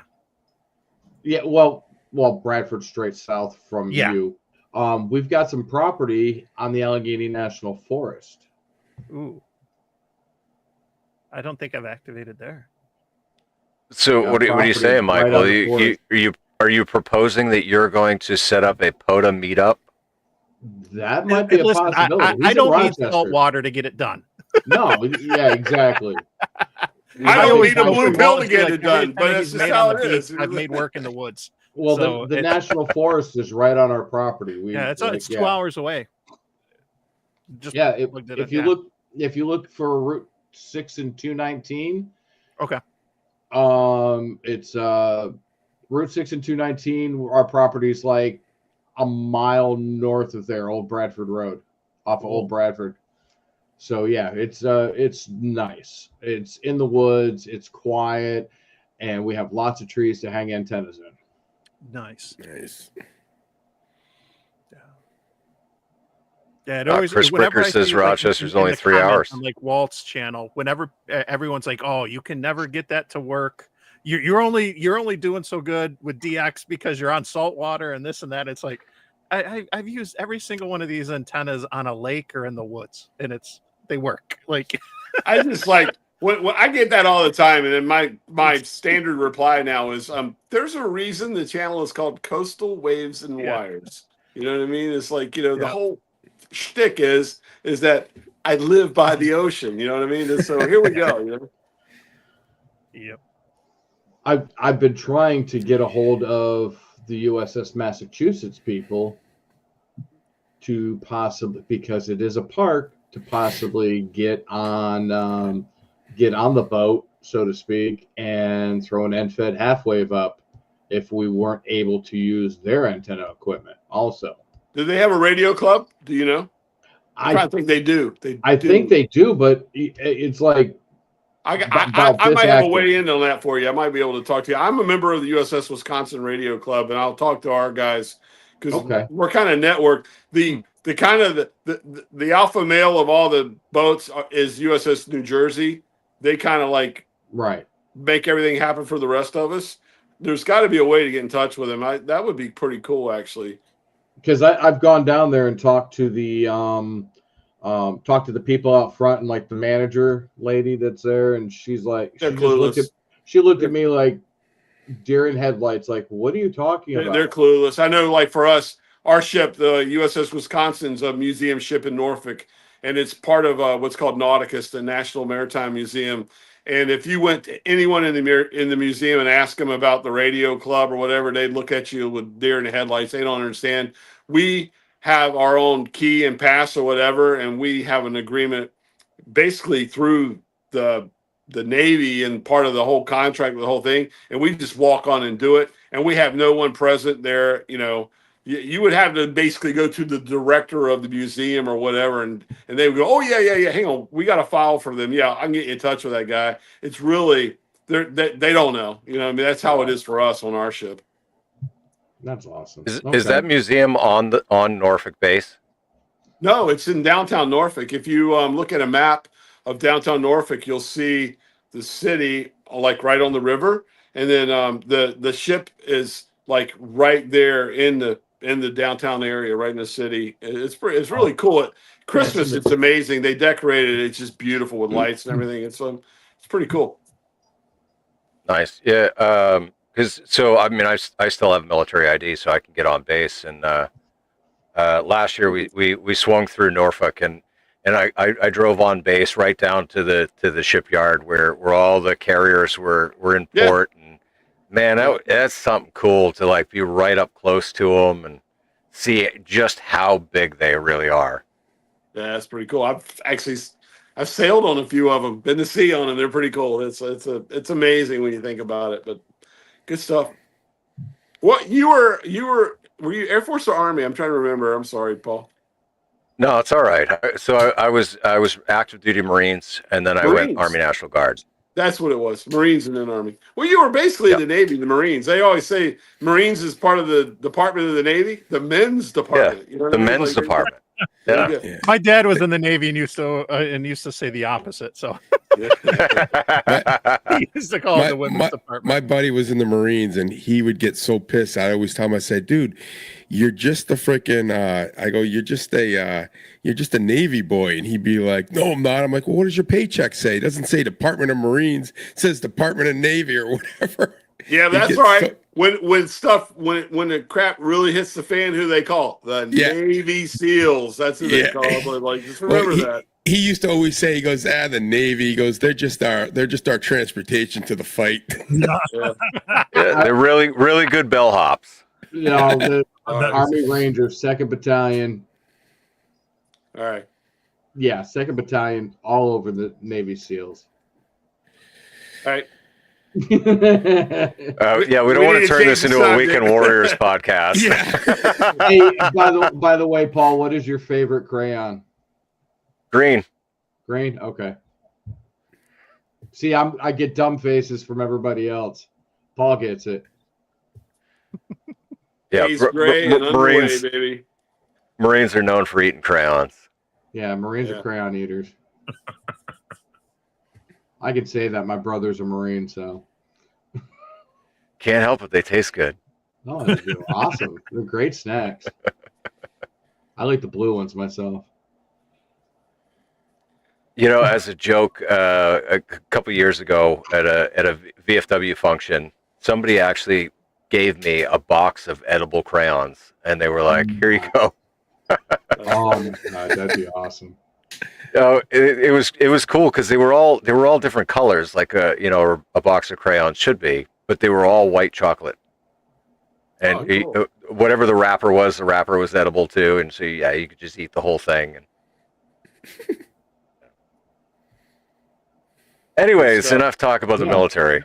Actually, I wanted to get Todd in here real quick because I know Todd is a baseball dad, and Oh yeah. you got any trips coming up with the season that that you're thinking about getting some new states or Well, whatnot under your belt with travel for baseball? yeah, the only right now the only tournament we have that's out of state is in New York in Albany, Memorial Day weekend. Okay. So remember that one I went to? It was up in Saratoga. Yeah. So Yeah. it moved down to Albany. So we're going to be there Memorial Day weekend. I'll make a note of that because Yeah, definitely. I was going to tell you that. I was going to tell you that afterwards. Yeah. I was not sure. I don't know what the schedule is or when the games are and stuff, but yeah. Yeah, I think you and I did we do the same park out there? There's that Saratoga Spa Park. Yeah, we did, but there's we were the like car museum there and everything. Yeah. Yeah, and we were like I think we were like a week apart or something. You're like, "Hey, I'm here." Yeah, that was right down the road from my hotel, and I just, we didn't have a game until the afternoon, so I got up early and did it. I actually want to go. I was just telling my son, my oldest one is really big into cars. And when I went out there to activate, I made the note when I saw like that museum out there. I was like, oh my gosh, that'd be really cool. I was actually right right at that museum. Like I was in there, that parking lot. Yeah. And then, you move forward and there's like some benches and stuff, which was part of the park. So. Yeah, when I activated it, I was on a work trip and I was like in and out. I kind of set up and I think I got, maybe like 10 to 20 contacts and I was like, okay, off to the hotel. But no, and there's plenty of parks out that way too. And stuff. So now that Walt and I already have plans for next weekend, warmer weather is coming, right? Yeah. What are we doing with this warmer weather? Like, is there plans? We're Putting up a tower. playing radio, baby. Absolutely. I'll tell you what a plan is, which is going to sound kind of funny because we're just earlier we're lecturing a new ham on putting up an antenna, and here I am 3 years later and I still don't have anything set up at my house. I'm putting something up, whether it's semi-permanent or whatever, but I've been reluctant to because of space or whatever, but I'm in the basement right now and I'm looking around and I just got to do, find a good weekend to clear some space. I got one of the nicer Comet pass-throughs that I can use from the basement window to, make it quick and simple. I picked up a pair of the cheap ones from Amazon, Walt, that you were using, I think. Yeah. And stuff just because I think that they can come in handy sometimes with traveling or just my club will rent a park shelter a couple times a year for some events. And I think that those things just might come in handy. And I think I got them for like, 10 or something bucks. It was $10-20. It wasn't much. But I'm setting something up and I don't know what it's going to be just yet. I'm more concerned because I have so many antennas. I'm more concerned about I just got to clear enough space to set up a makeshift, even if it's on, a pair of sawhorses and some plywood, for a desk. Like I'm setting something up so that I can actually play around with the 7300 at home. And I tell you, Mike, I owe you something. I'm bringing it. Leave a little bit of room in your baggage when you come to Dayton. I told you like 3 months ago I was going to give you a CB, an 11-meter CB. So the one I was going to send you was just AM and FM. I'm going to give you. I got 2 or 3 of them now that have been like sent to me. I'm going to give you one with SSB. So when I see you in Dayton, I'm going to bring it with me. I'll put it in a suitcase. So that's another thing you're going to need too is an 11-meter antenna. Remember that. So going to do that. Nope, I can't wait to see you do a video on 11 meters. I'm looking forward to it. And I am right by Interstate 90, the New York State Thruway. Yeah. I am right there. And even some of the POTA parks I go to. So there is so much. I've called out before at one time, my son's got his General and I can't remember. We had like some some bow things. We wanted to test out like what is the range of these things. So my son's at home. I'm like, I'm taking the other. I'm like, you have an HT. I'm going to take one. I'm just going to drive down the road. And we're just, going back to each other, but we happen to be on 5.2, right? And we're just trying to test the range of these. And I had people coming back to me because they're going by on the highway and monitoring, and it was hilarious. I'm going to bring you in Dayton. I'm going to bring you I have a couple different presidents with SSB on them. I'll bring you one of those and give it to you, because you're going to find that with the 12 watts on side, imagine 12 watts on 10 meters. You can work the world with it, right? You're going to find the same thing on 11, actually even better. So I'll bring you a radio. I apologize. I was going to send you one. Life hit me sideways in January. You guys know that. I will bring it to you in Dayton, and you're going to have I want to see your video making a contact on 11 meters SSB. I got a feeling it's going to be awesome video. I think I'm giving you the radio. It's coming. It's coming with me.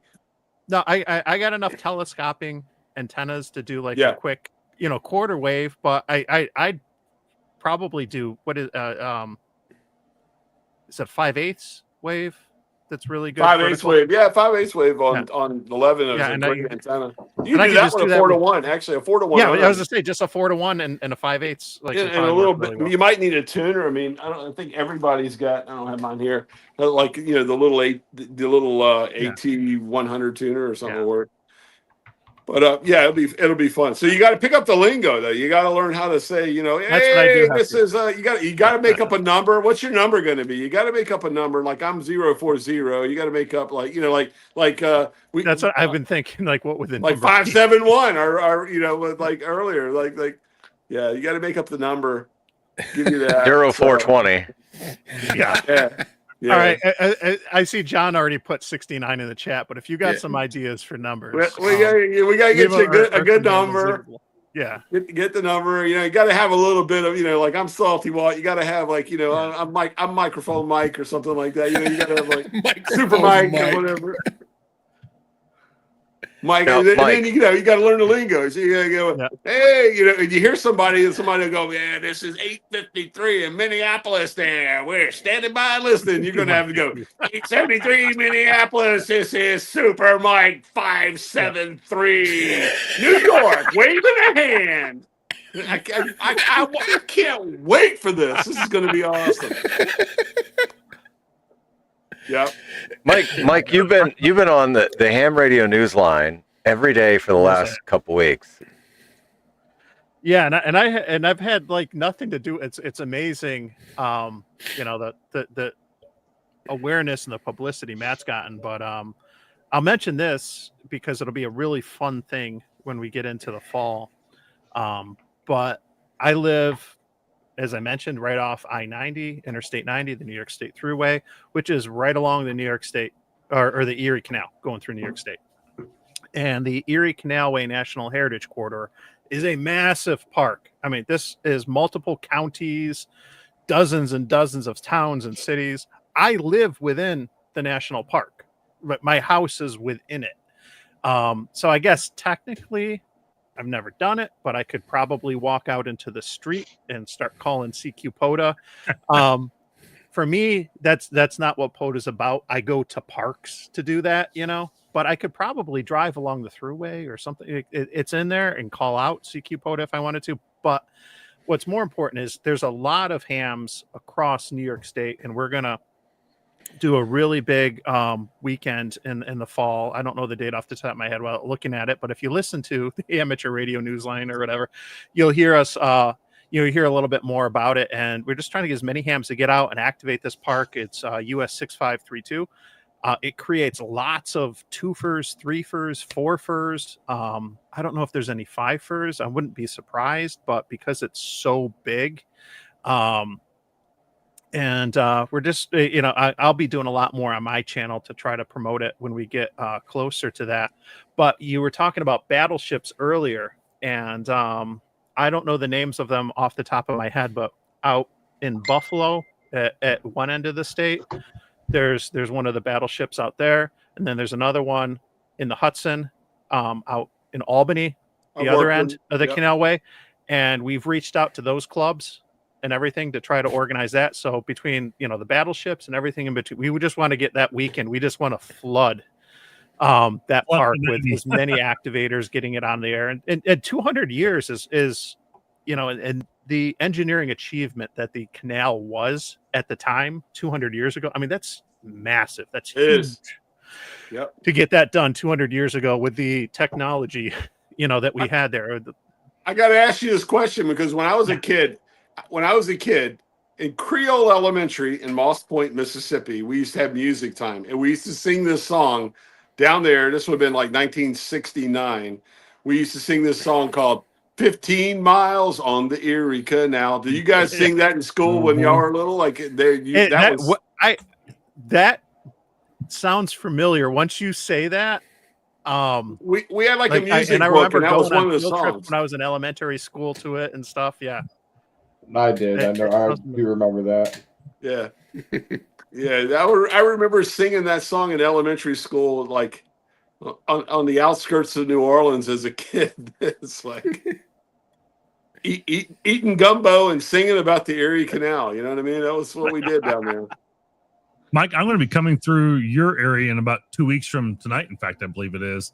So maybe I'll try and text you ahead of time, and we'll try and make contact on 5-2 or something along the way. I'm going to have my wife's car, so I'm just going to throw the 705 in the passenger seat and run through with I'm literally going to put a mag mount with a signal link on top and make it work and make my travels that way. I was going to try and work HF, but it's too much of a pain in the ass to get set up for her in her car. But since I'm taking it back to Wisconsin, but I'll be working on a couple spring projects there for a couple weeks. So while I'm there visiting and getting my remote site set up a little bit more. So looking forward to that. Marvin, how long are you going to be in Wisconsin? For 2 weeks. What part of Wisconsin? I'll be there from April 12th, 13th to the 28th, I think it is, or 27th, 28th, something like that. So, Bring home some cheese. Okay. What part of Wisconsin are you going to be in? Real quick, why Paul? Why Paul? Well, all right. So probably second week of May into the third week of May, I'll be making my trek with the RV to Indiana, and so I'll be taking I-90 to I-80 and going that way. Sure. So I was just thinking it'd be great if you were out there. After coming back that way at the same time, absolutely. So I'm over in the western central side of Wisconsin, over like near like Eau Claire. I'm across the river from Lake City, which is the home of water skiing. Wabasha, Minnesota. Everybody knows, the old grumpy old men. And so I'm over on that side of the state of Wisconsin. I've got several acres up on the hill overlooking the Mississippi River. Okay, cool. I've spent a lot of time working up in the northeast corner of Wisconsin, basically looking across the river at the UP, right where you. Area. I'd love to be able to be in that part of the country as well. There's a shipyard there. Marinette's the town I worked in there. Oh yeah, yep, familiar with that. Been through there before, but my wife's family's from Wisconsin, so we've got a couple acres over there and a building and everything. So I'll go stay there for a couple weeks. It's basically going to go visit family for Easter, but I've also got some projects I need to get done over there in the springtime here. I've got fiber coming in. I need to get installed with the local internet company, and then Starlink is changing their prices significantly and how they're doing their internet plans. So that's kind of going to suck, I think, pretty quick here. So I'll be glad to be changing to another service for that. But I've also got my, you can kind of see it up here, right here to my right is my 8600. So I'm hoping to get that up in the shack and get I'm using a center fed with that antenna. So I'll have that to be able to work remotely from Wisconsin as well. So I'm looking forward to that. So this should be a lot of fun. So hopefully if I can get all that done in 2 weeks, I'll be feeling pretty darn happy about it. That's awesome. So, yeah. So, and I'll be back there for pretty much the whole month of June. So I'll spend a lot of time there. So it'll be nice. I love Wisconsin. It's a beautiful state. Really, it's great a beautiful people. State. It's a great place to be. It's got good weather, across the year. And a lot of people complain it's cold, but we actually had more snow here in Wisconsin, in Massachusetts this year than they had in Wisconsin, where we live over there. So I'm not too worried about that. They just had what they got was that really bitter cold where it gets down to be like minus 20, for like 2 weeks at a time. And that's the weather that really sucks. But, it is what it is. So, you deal with snow or whatever. But, Yeah. but Great place. I like it. I like it a lot. I like it's like the parts of Wisconsin I've been to, like Green Bay or whatever. My son played hockey in Rochester, Minnesota for a while, so I'd always drive across Wisconsin to go see him. It was kind of beautiful state. Rochester's a nice city as well. I've spent many weeks there on training. But the Door County and Milwaukee area, it's going to the Packers Stadium, things like that. I know that may be a bad name, but it's a beautiful stadium overall, so it's really cool. So yeah, cool. Now, Walt, you got a bunch of warm weather plans coming up, right? What do you got coming up? Well, here's what I'm doing. This weekend I'm here. Next weekend I'm here, and then I go back on the every other weekend, going back and forth between home in Virginia and here, flying back. But I've got a ton of antennas. Like I showed you the loop. I've got a couple more of the Chinese antennas to go. Leading up to right now, I'm just trying to get to Dayton, which is like we're only 6-7 weeks away from Dayton. It's gonna be here soon. I don't have anything planned afterwards other than I am going camping the entire last week of May, and I will be camping in a POTA park. I think it's $12.99. It's First Landing State Park, Virginia Beach. I will be there for an entire week in my I've already got everything lined up. I'm going to purchase the camper weekend after next. I just bought my wife a new car to pull the camper. She just got a Grand Cherokee. We bought the car because it would pull 8,000 pounds. Like my Wrangler, and he's probably going to say something. My Wrangler won't pull that much weight. So we bought that, and then we're going to buy the camper and start doing that. So that's going to be the warm weather. The last week of May, camping in Virginia Beach is going to be pretty cool. That's my warm weather plans. After that, man, the summer is kind of a, whatever happens, happens. You know what I'm saying? Other than Labor Day weekend, I have tickets to see Oasis at the Meadowlands. I'm looking forward to that. I don't know if you guys are into Oasis, the band, but yep. That's the only thing I got planned all summer. Other than that, and working and flying back and forth every weekend. Hey, well, when do they have the boat show in Newport? Do you know? I don't know. I need to find out. That's coming up, I think, though. Yeah, I think I might. I've been there like once before. It's a pretty good show. It's you get to walk. Like all the boats are all open. They got every kind of boat. I mean, it's huge. I like to do that. My buddy's in the boat business. He lives down in Newport, so I'll give him a call and find out. I was in Newport 3 hours ago. I was in Newport's amazing. I love Newport. It's beautiful. I work in North Kingstown, which is halfway, and I'm living in Providence, so North Kingstown is about halfway between here and Newport. Right. And, so when I get on Fridays, I get off early. I left work at 2:00 today and went down to Newport and played radio, and then came all the way back up. So yeah, it's pretty. I love Rhode Island. I'll be honest with you. I never would have thought this state was as amazing to be a little state. All the beaches, all the all the seafood places and everything. It's a salty little state, man. I love it. I'm having a good time with it. It's funny that Rhode Island will fit in most counties and most states on the in the Midwest. Yep. Well, it's like I live most of my life. I live there. That's where I was born. But I live in Hampton Roads, Virginia, which is the southeastern corner of Virginia, which is made up of Norfolk, Virginia Beach, Chesapeake, Portsmouth, the town I live in, Newport News, and Hampton. And the population in that whole area is bigger than Rhode Island. You know what I mean? And that's just the southeast corner of Virginia. So it's kind of funny. Rhode Island itself reminds me of the metropolitan area I live in. Like you're never more than 45 minutes away from anything in Rhode Island. You know what I mean? Especially like where I'm at in Providence. I can be anywhere in 30 minutes at any place in Rhode Island. So that's kind of cool. You can drive across Rhode Island in 30 minutes. You can. You can. That's a true statement. But I don't know. It's New England, but it's not. It's got its own little little oomph about it. You know what I mean? It's like once you leave Rhode Island and go like in the Fall River, it's like it's not Rhode Island anymore. You don't feel No. you don't feel it. You know what I mean? It's Yeah. like New Bedford, Fall River. It's like you're not in Rhode Island anymore. You know what I mean? It's kind of like you know what I'm you're in saying? that communist country. It's like the East Coast Compton. Fall River. Well, yeah, it's funny you should say that because the one beach I've driven all over in Rhode Island. If you go all the way to the southeast corner of Rhode Island, that beach you can drive on. I've been on my Jeep. It's called Little Compton Beach. So I was like, I've done it. Yeah. Speaking of the East Coast Compton, Paul, you should share your newest shirt when you get a chance. Oh, which one? The straight out of up north. Oh yeah. Oh yeah. Oh, Mike, you were the man that came up with that. That's a hold on. great one. Let me. I like the fact that I can still say I live in the South. I live in southern New England. You know what I mean? I love it. Yeah.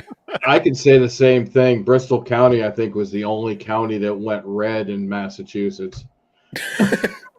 The only Just sigh. No, I'm just saying. yeah. You see that? Hey, You see the guy from the guy that's the port and everyone. He got pissed off at the governor of Massachusetts, and he's like, "I'm coming back personally." Tom Homan. Yeah, to take because he was like, I don't know. They made some comment about him, and he was like, "Yeah, well, now I'm coming back personally to take more of that here." I have discovered something in New England on the radio that I like. You guys, you might not agree with me, whatever. There's a guy on the radio here, Jim Polito. You guys know who Jim Polito is? The Jim Yep. Polito Show. You are not alone. I like that guy, man. I like listen to him every morning as I drive to work, man. That's good New England radio right there. Straight out of up north. Isn't that great? Mike came up with that, and I was like, I gotta put it on a shirt. I have to. I love it. Yeah. I love it. No, that was just as I jokingly refer to it as art therapy. Just one afternoon, real quick. I was like, the idea popped into my head. You know, Izzo always refers to those guys up north. Those guys up north or something. I'm like, wait, straight out of up north. You know, just Love like the NWA straight out of Compton, and you know right. which is like a spoof off the parental advisory explicit lyrics. Paul and I are used to going be to on get Paul and I are going to get T-shirts made this weekend straight out of P-Town. We're going to have rainbow on it. That's funny. I'll be right back, guys. I'll be right back. Yeah. They'll be rainbow colored. Oh boy. Yeah, straight out of P-Town. Dude, I don't get Izzo every time he's on the clubhouse or anywhere. He never can say live free and am. You know, those guys up north or those guys, those guys doing that north thing. That's hilarious. Yeah. Meanwhile, he's in freaking Connecticut. I know, he's right here. He is those guys. That's right. I don't know what he thinks. Like New Hampshire is like. I mean, we're southern New Hampshire. Like we're like a suburb of Boston. I mean, it's like Yeah, an hour well, and a quarter maybe for him to get there. You know, Yeah. it's not that far away. I know. I think a lot of people don't understand the dynamics of New Hampshire, right? Because we're a relatively small state in comparison to the rest of the country. However, there is a definite difference in anything south of the notch versus anything north of the notch. Dude, I'd even say anything south of Concord and north of Concord. Like Sure. the notch is All getting right. up there. Yeah. Okay. So Concord is the capital. Concord's about the middle of the state. And so yeah. So if you're south of Concord, on either the Everett or the 93 corridor, you're on one side or the other of the Merrimack River. But you're in the southern part of the state where it's populated and there's a lot going on. You go north of Concord, and I mean, there's just nothing there. Nothing. And the farther north you get, I mean, you can drive 25 miles and not see a man, a building, or anything. Like it's just in the middle of nowhere, dirt roads. But you ever want the funniest weather reports ever? I don't know if he's still doing it, but the hillbilly weatherman. Nice. So, all right. So north of the Notch, for those that aren't familiar with New Hampshire, north of the Notch, they have their own way of speaking, and it's completely different from the rest of New England. It's much more slow, and well, let me tell you, you can't get there from here, because you gotta go over that way and around the bend, and there's weather coming in. You never know. Yeah, you sound like you're from. You sound like you're from Auburn, Maine, to me, right there. It's kind of like a blend of Maine, Vermont, and Canada, like just all mushed together. Oh, it's amazing. I lived and worked at I worked at Bath Iron Works. We were building destroyers in the early '90s, and I lived in Wiscasset, Maine, and worked in Bath, Maine. So when you said that, I was like, man, he sounds like he's like from L.A., man, Lewiston, Auburn. And Paul's not joking. I spent all of the end of last summer and the beginning of fall. We did New England Electric Cooperative, 14 sites. 7 of them were helicopter access only. Their whole CatMax system up there, and he is dead on. Anything north of Concord, there's nothing out there. Can't get there from here. I mean, you figure I know malls aren't like big anymore, but when I went to college, like to go to the mall, you had to make a day trip out of it. You're driving half an hour, 40 minutes to get to Concord or Manchester. So people up there, they say, oh, we got to go to the mall. They make a whole day and they have like a list of things they need to buy because there's no other place to get it. It's getting a little bit better, like up 93, like Plymouth, they starting to get Walmarts and stuff like that. But when I went to college, like in the early 90s, like it was nothing up there. I used to have a snowmobile. There were more snowmobile roads and trails than there were roads. Like you'd go in there and it'd be like Boston, 300 miles that way. And you'd be like up in you Pittsburgh. Could get there by snowmobile. You could, right? Yeah. Twin Mountain is like this. They call it the snowmobile capital of the Northeast, and they don't plow the roads. So like you get to a gas station, it'll be like 10 sleds and like one car from like Massachusetts. We had to go to a place called Mudgett Mountain. Are you familiar with it? Mudgett Mountain. Yeah, never heard of it. It's way up in that little armpit that corner of northern New Hampshire, like up around Stewartstown. You could see Maine, you could see Canada, you could see Vermont. And I was like, what is this place? It took us 3 hours to drive up there from the Columbia area. And I was like, oh my God, are we there yet? Seriously. Guy's like, nope, we still got some ways to go. I was like, great. All right. Well, I got a story. It's not New Hampshire, but it's Maine, and it's up into Maine. So I was working at this place, and it was the weekend, and a bunch of the people from work said, you know what? On a whim, let's just go and let's go whitewater rafting. So we're like, all right. So we go up to Maine, we go whitewater rafting, we get a bed and breakfast, and we all show up there. And again, we were either in college or just out of college. We're like, hey, is there any bars around here? And the guy's like, yeah, 10 miles up the road on the right, you can't miss it. And literally you go 10 miles up the road on the right.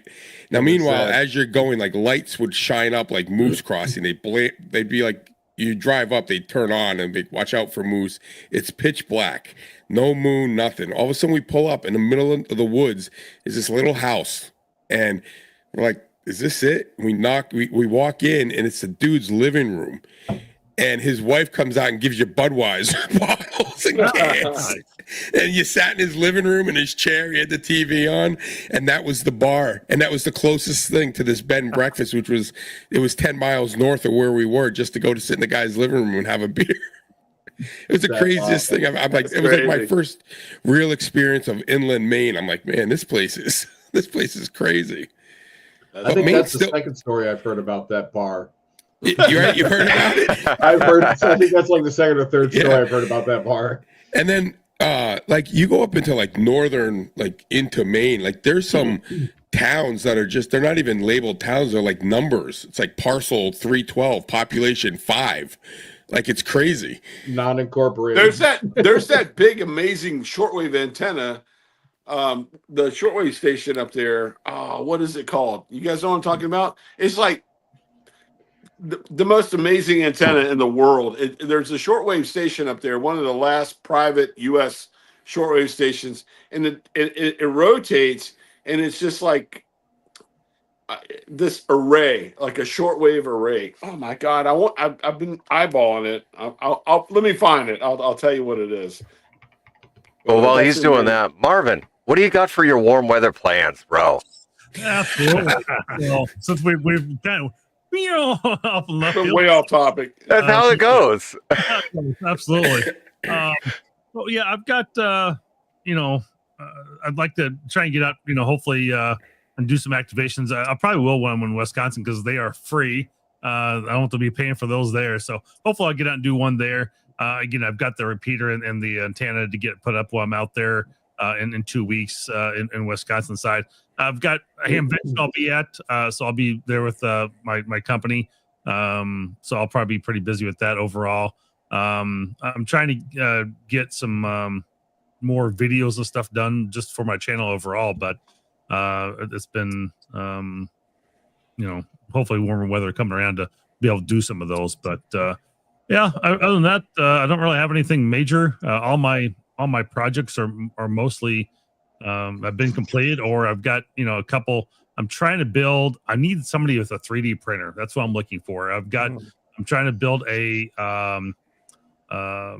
oh my gosh, a Mestastic box for outdoors that has solar, and I've got the plans for it to be able to print. But I'm looking for somebody who can 3D print that for me. They pay them to do it, but I'm Chris Bricker. Chris Bricker. All right, we'll have to reach out to him. Ryan has one. I don't think there's any. You know what? that do 3D I just printing. realized 3D printers are like pickup trucks. You know, when you own a pickup truck, I need somebody with a pickup truck. Like, You're right. It's just I've Totally. reached out to somebody locally here, and I've reached out to him twice, and it's like, oh yeah, he'll do it for you. And I was like, no problem. It's like he hasn't even responded to my email, so I was like, I'm giving up on that one. So, libraries have 3D printers. Well, that's good. I'll check out. Well, I know we don't even have our library is an old house. That is it's more of a bookstore, but I'll see what I can find for a local library. There might be one around I can go to. That's a bit closest. It's slowly turning into a bar. Hey, Walt, I found It's the your New antenna. England way. I'm trying to build that Mestastic device, and then I've got another antenna to build too. I want to get put together. So, I've been doing some outdoor projects. We had so many trees and stuff go down around our place this spring that I've been playing spring cleanup, and I ended up digging a trench last weekend for my sump pump to dig that out in the woods so it drains away from the house. So it's just been a lot of projects more than anything. But that's for ham radio side of things, it's I got more things on my channel side I'm working on, but we can talk about that in a minute. So Nice. Cool. Yeah. Michael, what about you? Warm weather plans? I bought an antenna. I muted now. Okay. I bought a tower for $150. Nice. Ron 25. Anybody got a pickup? Oh, I got a trailer. I You have a can't use trailer. mine. I have a trailer. It's each segment is 20 feet long. There's 3 segments. It's a really old tower, and 2 of the segments I've got to build a base for it. I have mount, but I have the tilt over base plate. I've got to rerun cables, and I'm going to be lazy, and I'm going to put a switch and a 110 volt rotor on, or winch, so that I can sit up here in my office and flip a switch and run the tower up and run the tower down. I'm just going to be lazy about it. That's my warm weather project. Other than that and work. There's your solution there, Marvin. There's my answer. Yeah, I can get a hold of him too. I've got his number, so I can text him. So Cool. Perfect. Cool. Thanks, guys. Appreciate that. I saw Chris also mentioned maker spaces, so I'll look at that as well. So, Yeah, I think if you've got the 3D model or 3D file, you can send it to it and they'll make it. wow, that's all I need. Yeah. Yep, So yep. absolutely Right back to you. Good Perfect. stuff. Yeah. Mike, while I was up, I went and got it. This is your radio right here. Oh, This is your Oh, baby. that's a President damn good George. radio. I owe Which you. George is that though? This is the FCC. So this is SSB, AM, FM, SSB, 12 watts PEP on SSB. Mike, I've done a few videos on it. Go find Yeah. it. You'll see me Yep. using it. I'm going to bring this to Dayton. And when's your birthday? Happy birthday, Merry Christmas. All Yes, that together. October. It's yours. Yes. And No, every, thank I you. mean, literally, it's all in here. Everything. It's yours. I'm bringing it to Dayton. You know, and here's the reason. I put that in my suitcase, and I got a nice void to find something in Dayton To to bring put back. back in and bring back. You know, so there you go. Yes. Space maker. There you No, go. thank you so That's much. yours. No, I'm bringing it with me. I have President has hooked me up, so I actually bought that one, but no big deal because they've hooked me up threefold on top of it. So that one's going to be yours. And you know what? When you make a video on it, I'm going to send it to my guy that at President and say, "Yeah, send this guy more radios Yeah. right here." You know. Do it. No, I appreciate it. I'll get you back one way or another. We'll Nah, figure it you out. already got. Buy me a beer at the Troll Bar. We'll be good. There you go. Yeah. Walt, I found your radio station. Yes, hang on. WBZ. WBCQ. Yeah, WBCQ. It's in Um, Monticello, Maine.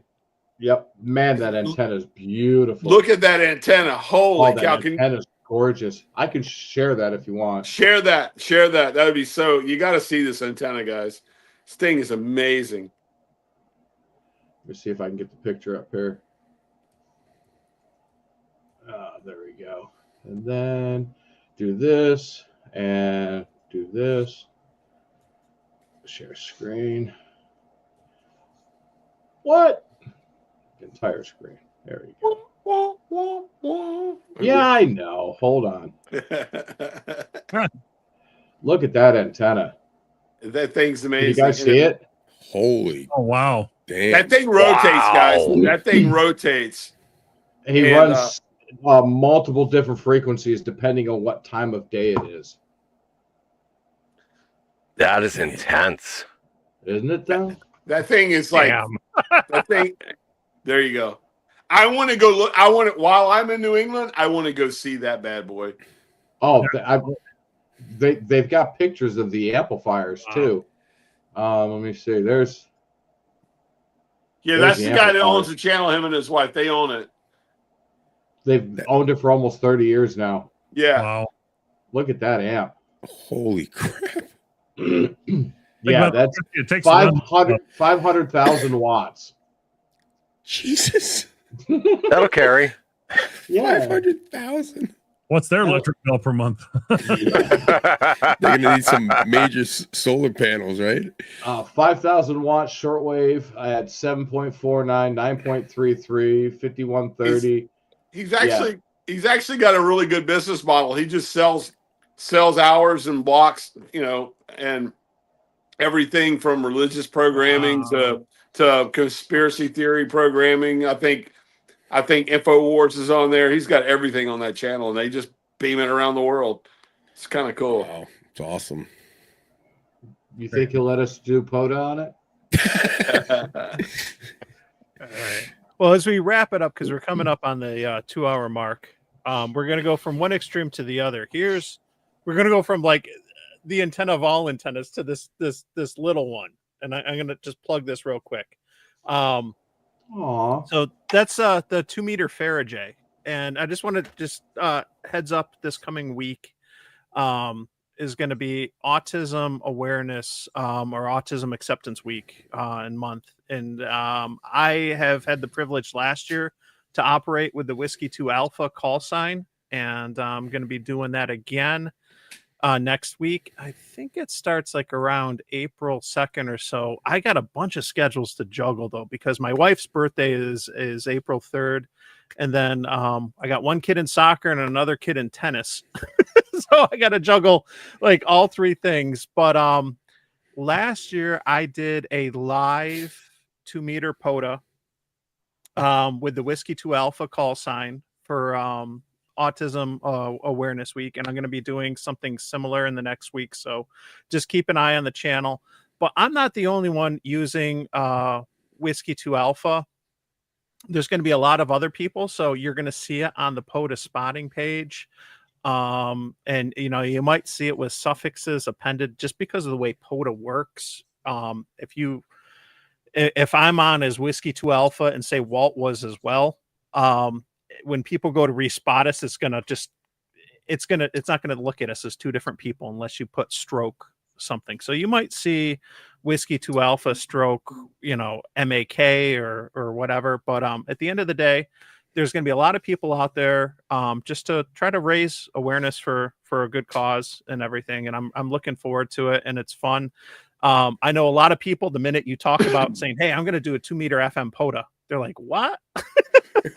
But hey, you can do it. I've done it live, it works. Comes down to location. You got to have people, you got to have some height, you got to have a good antenna or station and stuff, but it works. I'm looking forward to doing it again. And so I will be out with what I just got in the mail today.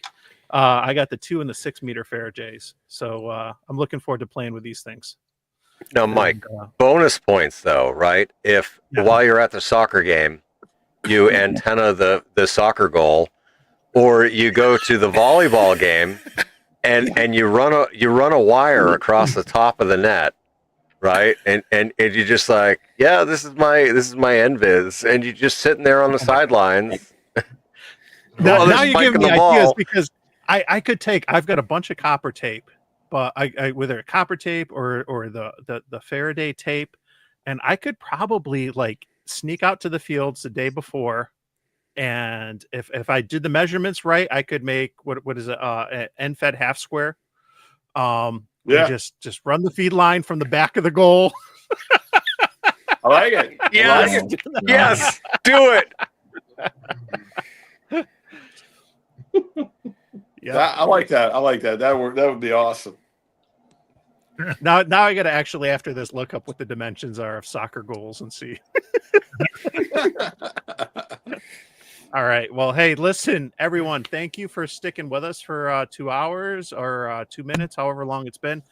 This has been a lot of fun. We like to do this live stream, the Northeast Happy Hour, once a month. And we appreciate everyone stopping by. We are definitely, as we mentioned earlier, we're looking forward to warmer weather up here. And we're hoping that everyone else is going to get some good weather and some good DX, especially this weekend with the contest and stuff. So with that, I'll say 7-3. I have no idea how to push the button or whatever. So I'll leave that up to Paul. I don't know. Thanks for being here, everybody.